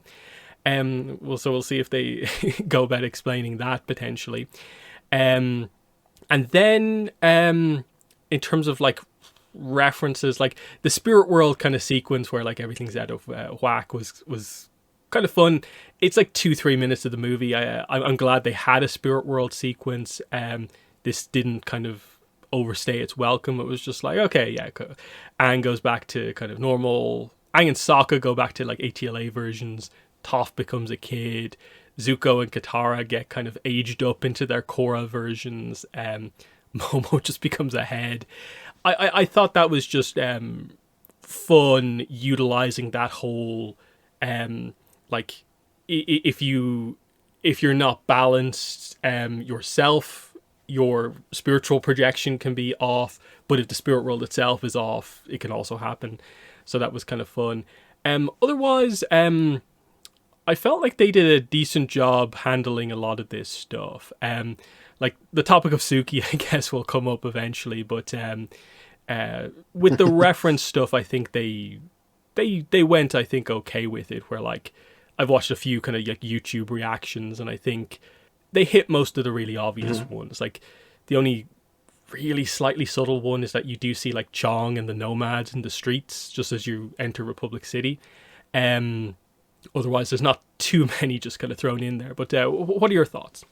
Yeah, no, I think I'm pretty much on par with that thought that for the most part, I'm okay with them. I mean, if you've been watching stuff and reading stuff for, the past whatever years, like you can, most of them sort of stand out and you can sort of see where they're going with them. And I don't know if if there's like enough collective time where they could have used it for something more, efficient or something like that. Like I think the story is already, pretty sort of streamlined that a couple, minutes or two maybe not would have not like affected it, more or anything like that. I think, maybe the cabbage merchant at the end, maybe that was a little bit too much, but like, it would make sense that his stuff would sort of get destroyed, because that's sort of, the trope on itself there. So I don't know. I think for the most part, I'm okay with them. Maybe he didn't need as many scenes, but I think it's cool that he's actually there regardless.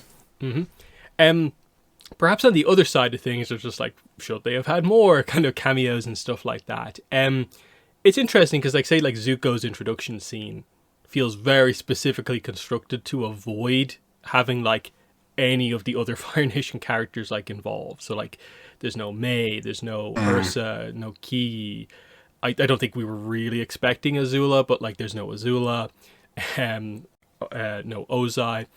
Iroh's there in the like one of the credits images at the end. Fairly subtle, but like he is there at the end.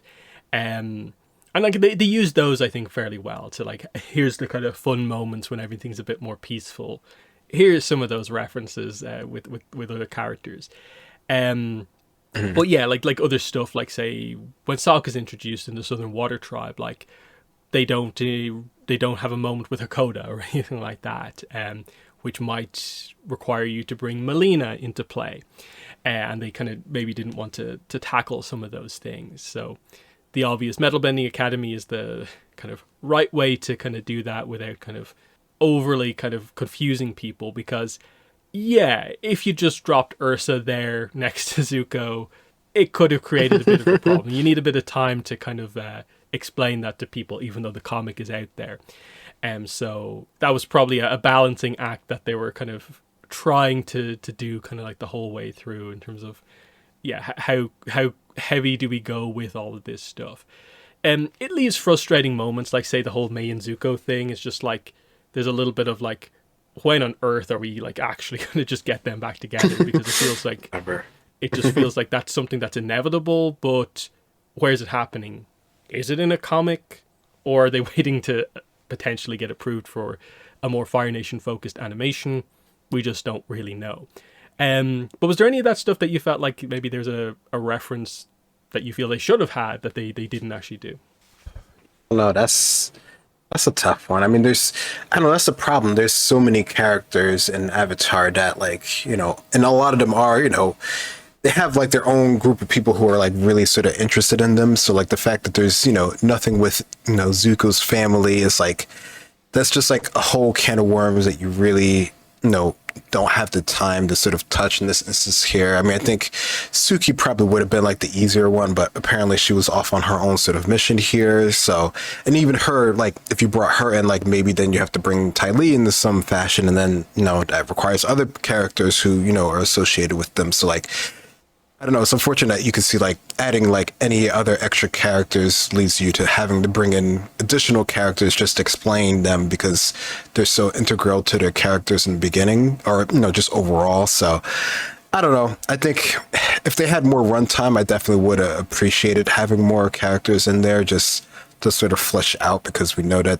the gang is, more than just what we see here. But I guess this is sort of like our core, group of characters here, so that's who they chose to focus on. Mm-hmm.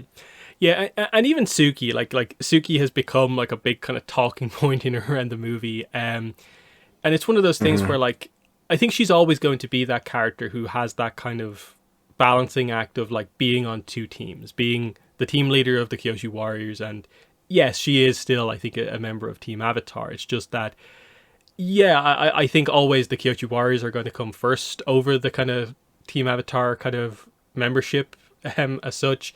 And in this case, I think just what they're going for here is that, like, yeah, instead of having another character they probably wouldn't have had a lot of time to explore in the body of the movie, let's just have her on her own mission, leading her team, being a Kyoshi warrior.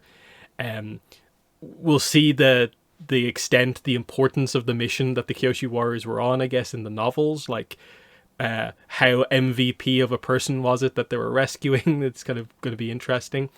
to kind of explain a lot of this. But I think that's the whole idea. You see in some of the credit scenes at the end, she's back there with Team Avatar. So it's not that they're like separating her or anything like that. It's just, yeah, she's on two teams.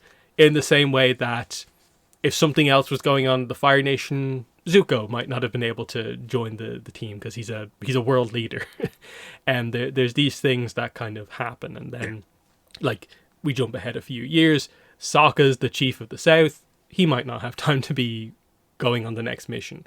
And I think there's just that sense of, like, the fandom having to kind of adapt to what, like, a Team Avatar is over the years. And that, I think the way they do them in the novels is kind of like, the kind of telling point is that for most avatars, their team isn't just like always assembled. That like it's friends in different nations that they'll form up at different times, or they'll speak to each other from afar. Like that's kind of Roku's Team Avatar. That whole sort of thing. And it just kind of accepting that. Like even in this, they had to reassemble the team who were all in separate locations. Only really like Aang and Katara were in the same location. And that's kind of the telling point here. So that's that.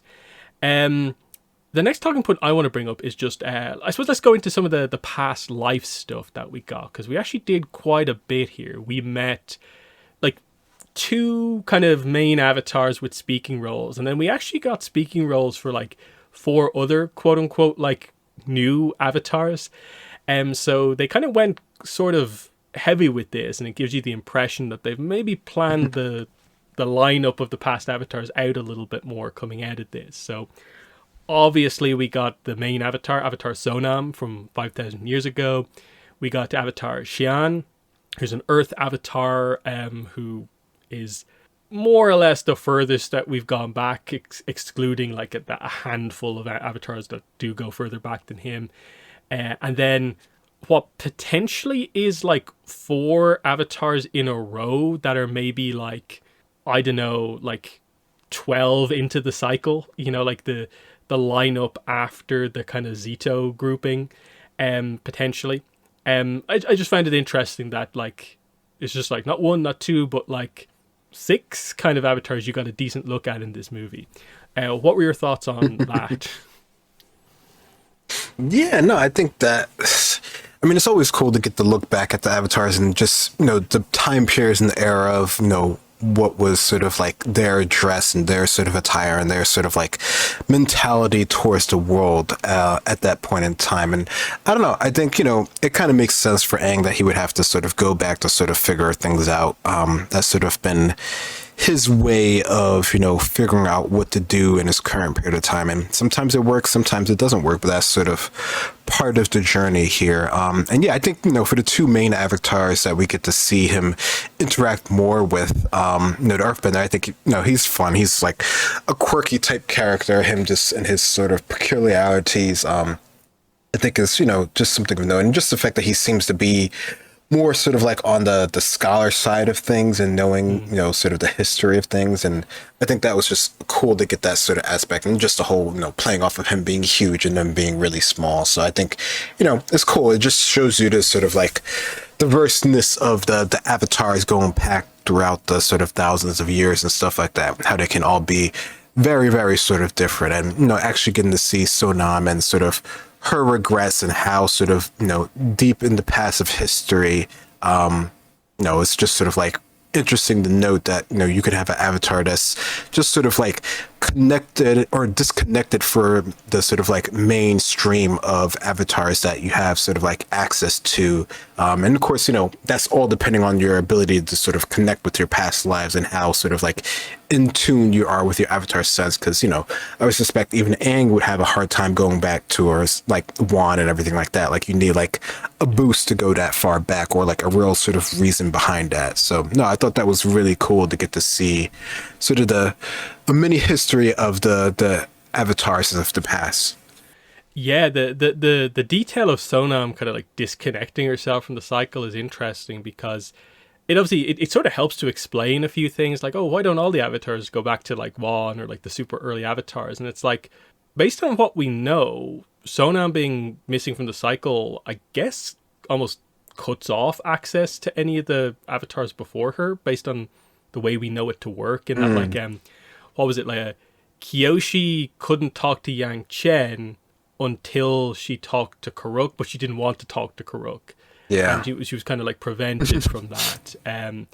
We get stuff like Aang struggled to have connections with the other avatars when he broke his connection to Roku in the comics, and like Yang Chen was only coming through in kind of like broken sentences and stuff like that. So that's kind of an interesting one, in that, like, oh, Korra was only able to connect to Wan, next avatar after Aang, because he restored Sonam to the cycle is kind of like an interesting theoretical idea, if that's maybe kind of part of the intent.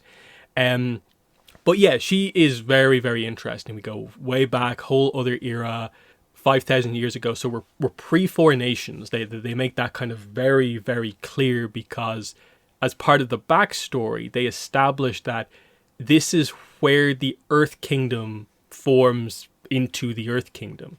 The, I guess, Earth elemental tribes come together, and they literally show like the Earth symbol as we know it for the Earth Kingdom. They come together, and this is, I guess, what results in, to a certain degree, the map forming into the modern map that we kind of have. Also, it ends up being sort of like, I guess, the formation of the modern air nomads, because like she spreads them away from Jirana. So I guess this is where the north, south, east, west temples kind of come from.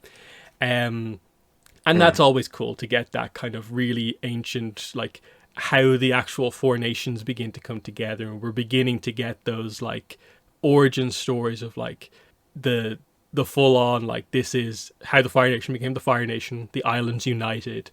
When did the South form? So we actually get the Water Tribes, plural, the Air Nomads in their 4 temples, and then, yeah, the Earth Kingdom as a united force across the whole continent. It's this is the stuff I really like to see, and it seems like they potentially, like, based on like Ice Wars and stuff like that, the video game stuff, they might be beginning to get the idea of what the Water Tribe stuff into place. So maybe that Brian series will cover that. But yeah, what were your thoughts on just that? Like, Sonam being from 5,000 years ago, like halfway through the Avatar cycle, proper, like, ancient, but not all the way back to Wan ancient. Like, her arrows are so different than like any other arrows, and just the presentation of like Jirana as like the centerpiece of the world at that point in time.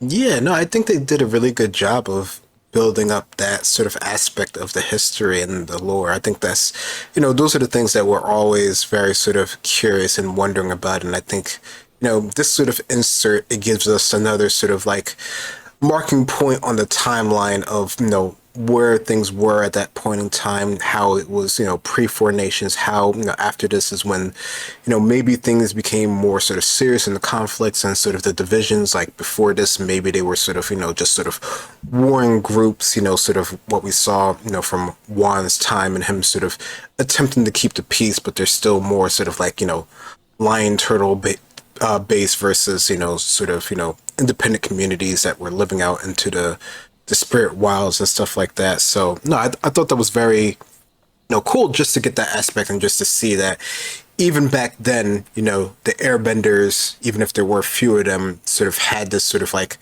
self-appointed role where they were trying to keep the peace and trying to sort of, help people work together. So it's just sort of a thing that has always sort of been part of their, their culture. And, sometimes it gets twisted, such as Taga and stuff like that, but it's like a core thing of them and sort of what they've always sort of strived to achieve, which, considering sort of their abilities and what they can do with it, maybe that's a plus with them having that sort of, ideal behind sort of what they can do in the world. Mm-hmm.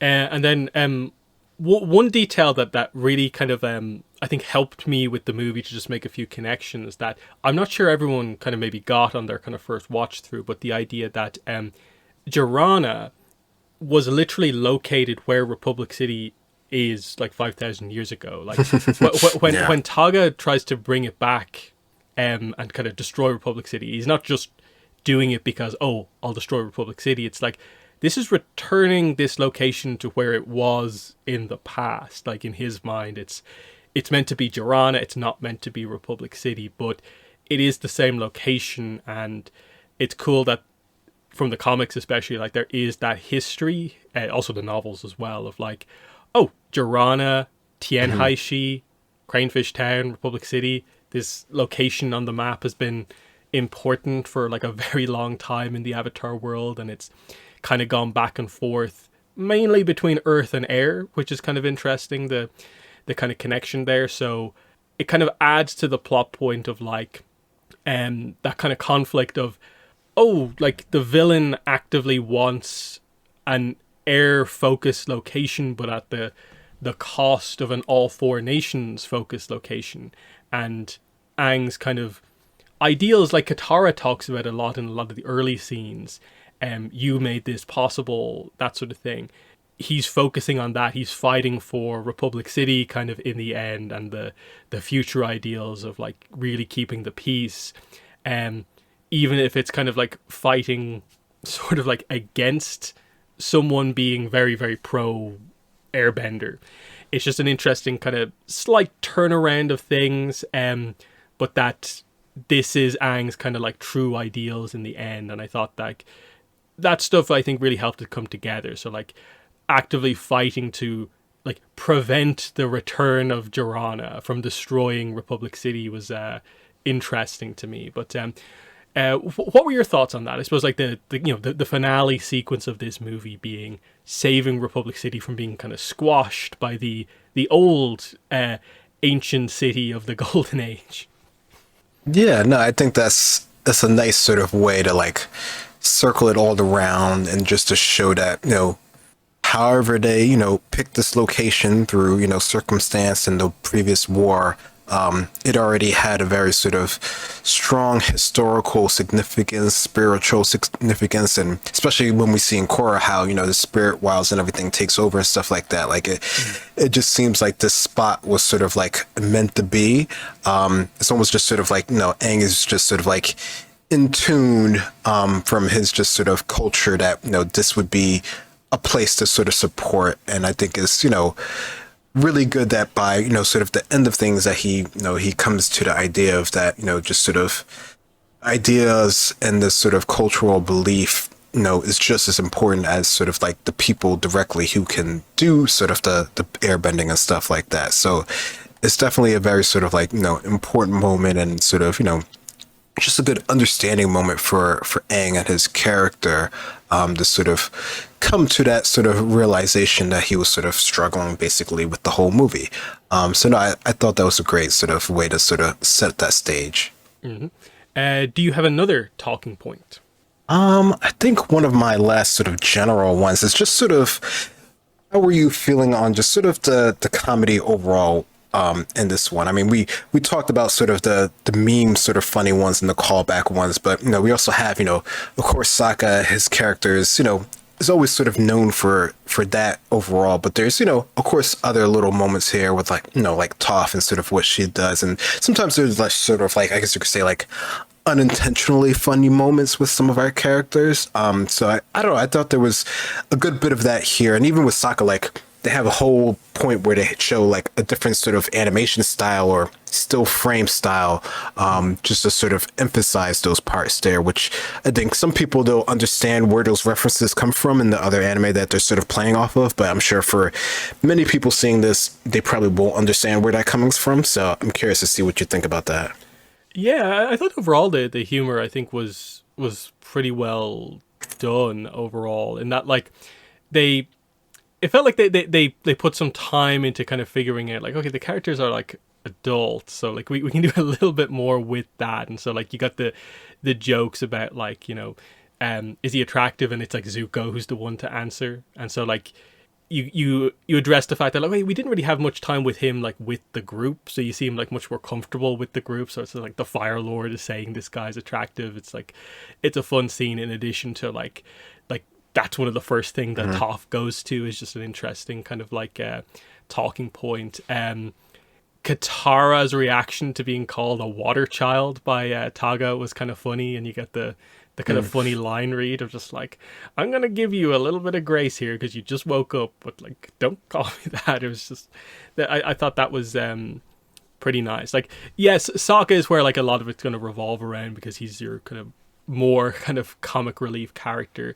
Didn't think they like overdid it, but yeah, I think that kind of broadly worked. You get the moments like it's quite serious kind of stuff going on just after they kind of get through the storm, and then like Taga tries to kind of bring everyone back to peace, and Toph latches onto his arm. Like that was kind of like pretty funny.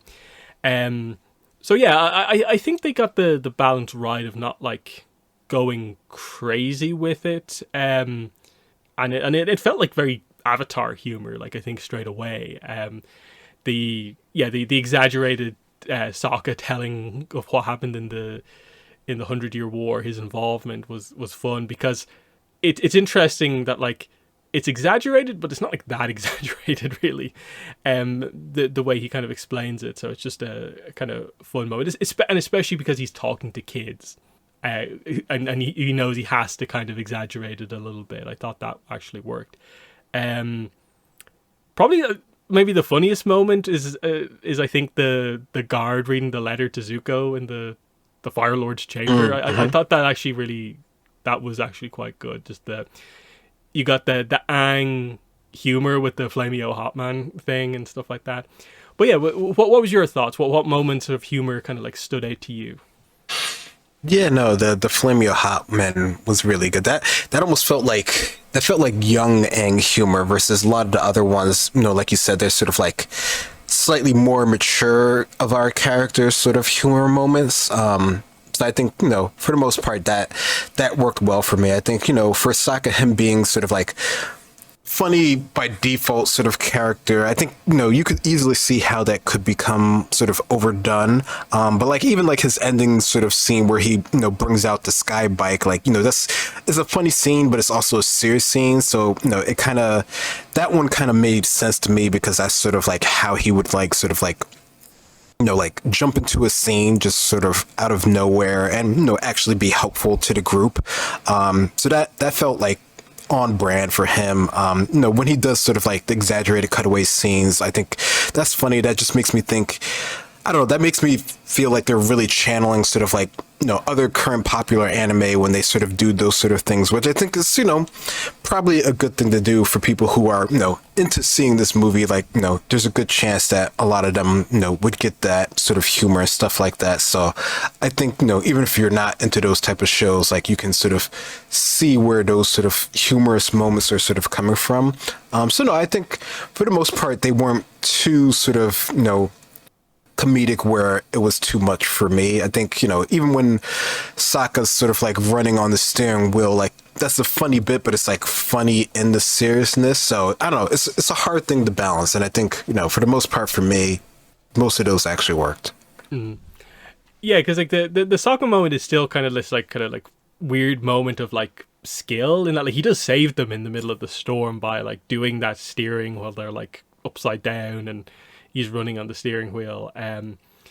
I've seen some people say that, oh, shouldn't he know how to like perfectly pilot an airship? But it's like, he doesn't have one himself. He did it that one time. Like, we don't have like tons of evidence of him kind of like doing this. And especially when you factor in the comics, I think we have more evidence of him like just being kind of like a bit messy when he kind of controls vehicles with like the forklift. I think he has a bit of a crazy time with in the Rift. Yeah. So he's just kind of like this in general, where like it's impressive that he did what he did with that stuff. So yeah, the humor I think is pretty good overall. My next talking point, I suppose I'm going to go for like basically the ending, because the ending for Aang kind of does end on a bit of a kind of bittersweet moment. Like he breaks the staff, so that the result of that is Taga dies, the Denied lose their airbending, he loses the ability to kind of make more airbenders, But it's definitely framed as like it's the right thing to do, as we discussed already. The power of this staff, it was going to create problems, I think, in any way he did it. So how do we end the movie on like a nice moment? And I think they very cleverly did like a few things here, and that is just like kind of bringing the Air Acolytes into play and almost like establishing that, like, I don't know, he'd not been focusing on them for maybe the last while, and now he will refocus on them again. Because of course they were set up in the comics, and now he introduces more of them. And it's clear that this isn't some sort of a weird retcon of like this is the new origin of them, because there's tons more of them in like one of the credit scenes. So like it's definitely like a continuation moment. But then I think the really strong moment to end was the thing that we've actually been wondering about for years and years and years is, where do the other Sky Bison come from? Why do we have Sky Bison in Korra's era? And we've always known from like I think they showed this initially at like a Comic-Con at some point, but then of course it's in the Avatar art book. It's the scene of Aang in the field with the Sky Bison, and it was the concept for like how they viewed this as having happened.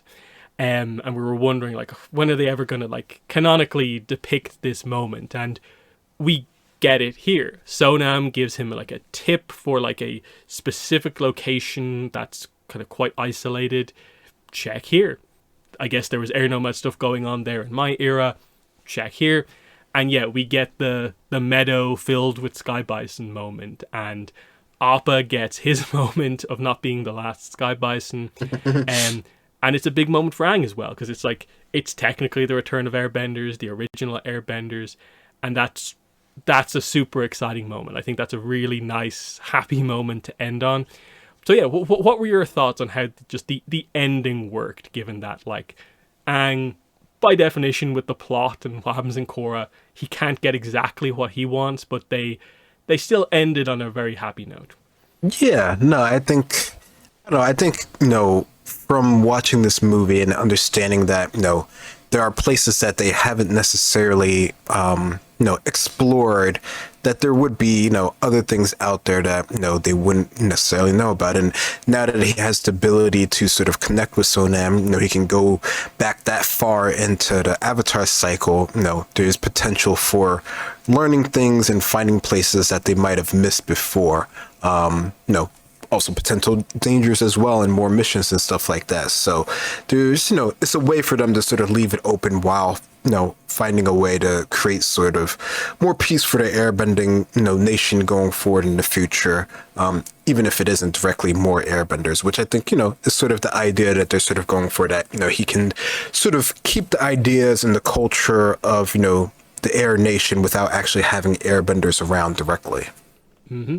Yeah, because like we know from like some of the flashback sequences that like there is like an air acolyte, air nomad representative on the council at certain points, and I guess the idea that a bunch of non-bender air acolytes will have Sky Bison companions as well is kind of implied by a lot of this stuff, and that's just cool to kind of consider, in that like you can do all this potential stuff of him focusing on the air acolytes prior to like Tenzin's birth, and then I think stories set in or around kind of Tenzin's birth early on in Tenzin's life are like interesting ones to kind of go into as well. So yeah, I think that was a strong kind of moment to end on. I'd be interested to know if like they directly considered that like image that they had drawn kind of all those years ago and knew that was kind of what they wanted to do. But yeah, that was that worked out well. I suppose while we're talking about Sky Bison, the flashback also introduced like a slightly alternate sort of like breed of Sky Bison. Taga's Sky Bison, it seems like, was like this, where it has the really long curly horns and also a little bit of a kind of like beard on the chin. What were your thoughts on that? Just getting to see a slightly different kind of like ancient Sky Bison, because interestingly, we never saw Sky Bison in Beginnings. So this is like the earliest we've ever seen Sky Bison. Yeah, no, that was definitely something of note to sort of see that. And I don't know, I feel like we've known that they would have had like different breeds. Just, I don't know, it's sort of, I don't know, in my mind it makes sense just because of how their sort of like arrows have sort of like evolve over time. Like the air bison would also sort of evolve in their sort of marking, and they would sort of reflect one another, just based off of that aspect there. How they're sort of more simplified now, and they were more sort of involved before. So no, I thought that was a good way to show that the bison were different, and they too have changed over the years, which makes sense. Mm-hmm. I suppose we're getting towards the end here, but do you have any final talking points? No, I don't think so. That's not super specific, so no. Mm-hmm. Yeah, I suppose I'll just end on like, hey, we were talking about Seven Havens and Avatar today. Do you think there's any connection between the immortal storm as presented here in the Aang movie and the fact that storms are such a big part of what destroyed the world in Seven Havens? Do you think there's going to be some crazy lore reveal that what we're seeing potentially is the immortal storm moving away from being kind of locked into the back of the world, and that's kind of what's happening? No, that's a good point, and I think I definitely wouldn't have thought of that until sort of seeing how this movie sort of played out and everything like that, which, I don't know, makes me wonder if they sort of like delayed showing the trailer because of this sort of aspect of things, which, I don't know, that's good planning on their point if that's what they're actually going to do here. So, I don't know. In my mind, I wouldn't be surprised if that is involved with it. It seems like once they have an idea of, what they're going to do towards the future, they're pretty good at keeping things sort of in line. It's only when, they don't sort of have the full picture or they're doing things sort of one-off that we sort of, run into those issues where it's like, oh, how is this connecting? And they sort of have to like backtrack and sort of connect things together. So I don't know. I'm hoping that it is part of it, because I think that would be a cool way to sort of play off it. And then they could sort of like, I don't know, however they could sort of show the history or tell the history of what's happened before. And that would, that would integrate it a bit more if there was a way to sort of call back to this movie here. And even if they could like add it into chorus time, like, this somehow came up back during chorus time, I think that would be a really good way to sort of start connecting things together, which is always what we're wondering and hoping that they do, considering, these projects have been produced so far from each other and not with a lot of intention of the whole bigger scope of things, unfortunately. Yeah, it would be interesting because like the whole immortal storm kind of aspect kind of brings up ideas about like, it's kind of weird that it works that way. There's just a forever storm on the back of the world, and like, why is that? Does no one think that that's a problem? And like, was the world always out of balance just inherently because of that? And is that one way to kind of fix things or something like that? There's intriguing things depending on, I suppose, how big they go with Seven Havens in terms of like what Korra does or doesn't do, what Pavi may or may not do to fix things. But that's the kind of interesting point coming out of the kind of last weekend, is that like, yeah, we got a movie and we've got a series that's not too far away, and we'll probably get news on that series at some point in the next couple of weeks. And so, yeah, it's just excited to be back kind of once again. Obviously, the one frustrating part was that we maybe never got that speculation opportunity with the movie because of all the way the leaks specifically happened.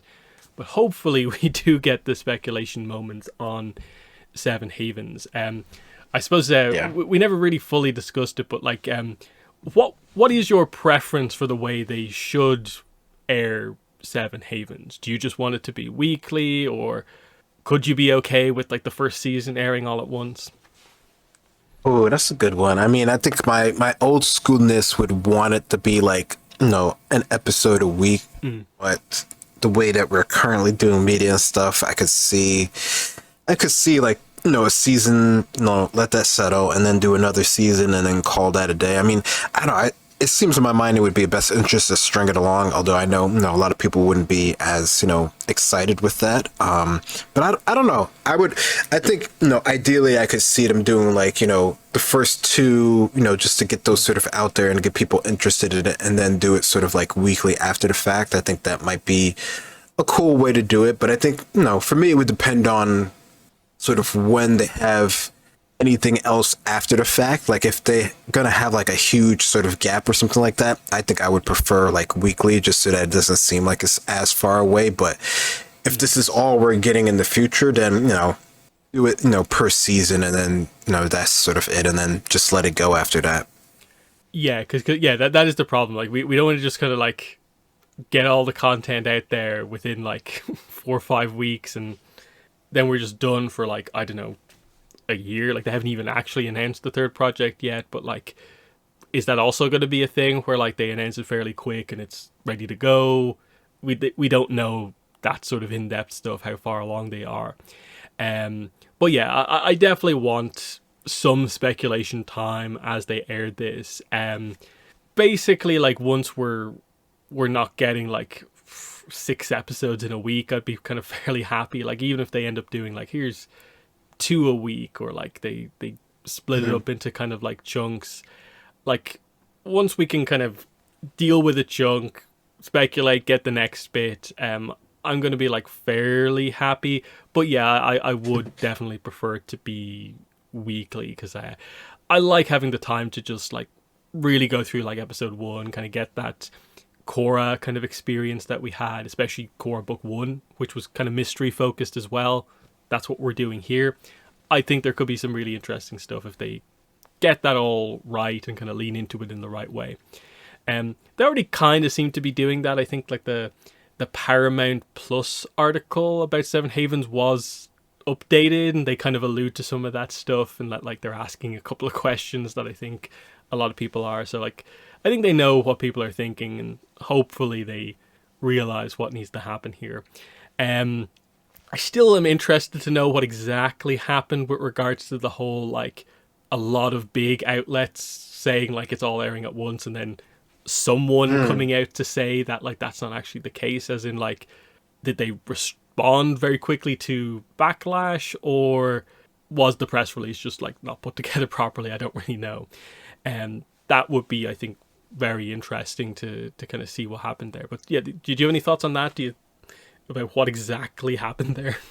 Yeah, I don't know. It definitely feels like that wasn't really clear. And I think, I don't know, it feels to me like, when someone did come out and say like they're still sort of thinking about it, it probably was always still sort of like up in the air, and someone just sort of assumed something, and that's just sort of what all the sort of articles sort of ran with. And then someone had to explicitly say that, we're not really sure about this whole production thing in terms of when it's going to come out. So I know it definitely does feel like it's very much so just up in the air. Yeah, because like I think someone posted the kind of like underlying press release, and like yeah, within the press release it doesn't just directly say in like a full line that like the plan is to release it like this. It just right at the end, almost like a bullet point, just says 26 episodes, and then there's like / full series release. And it's like, okay, I can see why all these outlets kind of ran with it, because it just, that's what it says, 26 episodes, full series release. Okay. But it's not the clearest thing in the world overall. So we'll see what happens there. But yeah, otherwise that was it for episode 308 of the Avatar Online podcast. Of course, we'll be back. We'll do more kind of in-depth breakdown, kind of going through the movie, kind of like scene by scene over like an episode or two at some point. But there's a lot happening.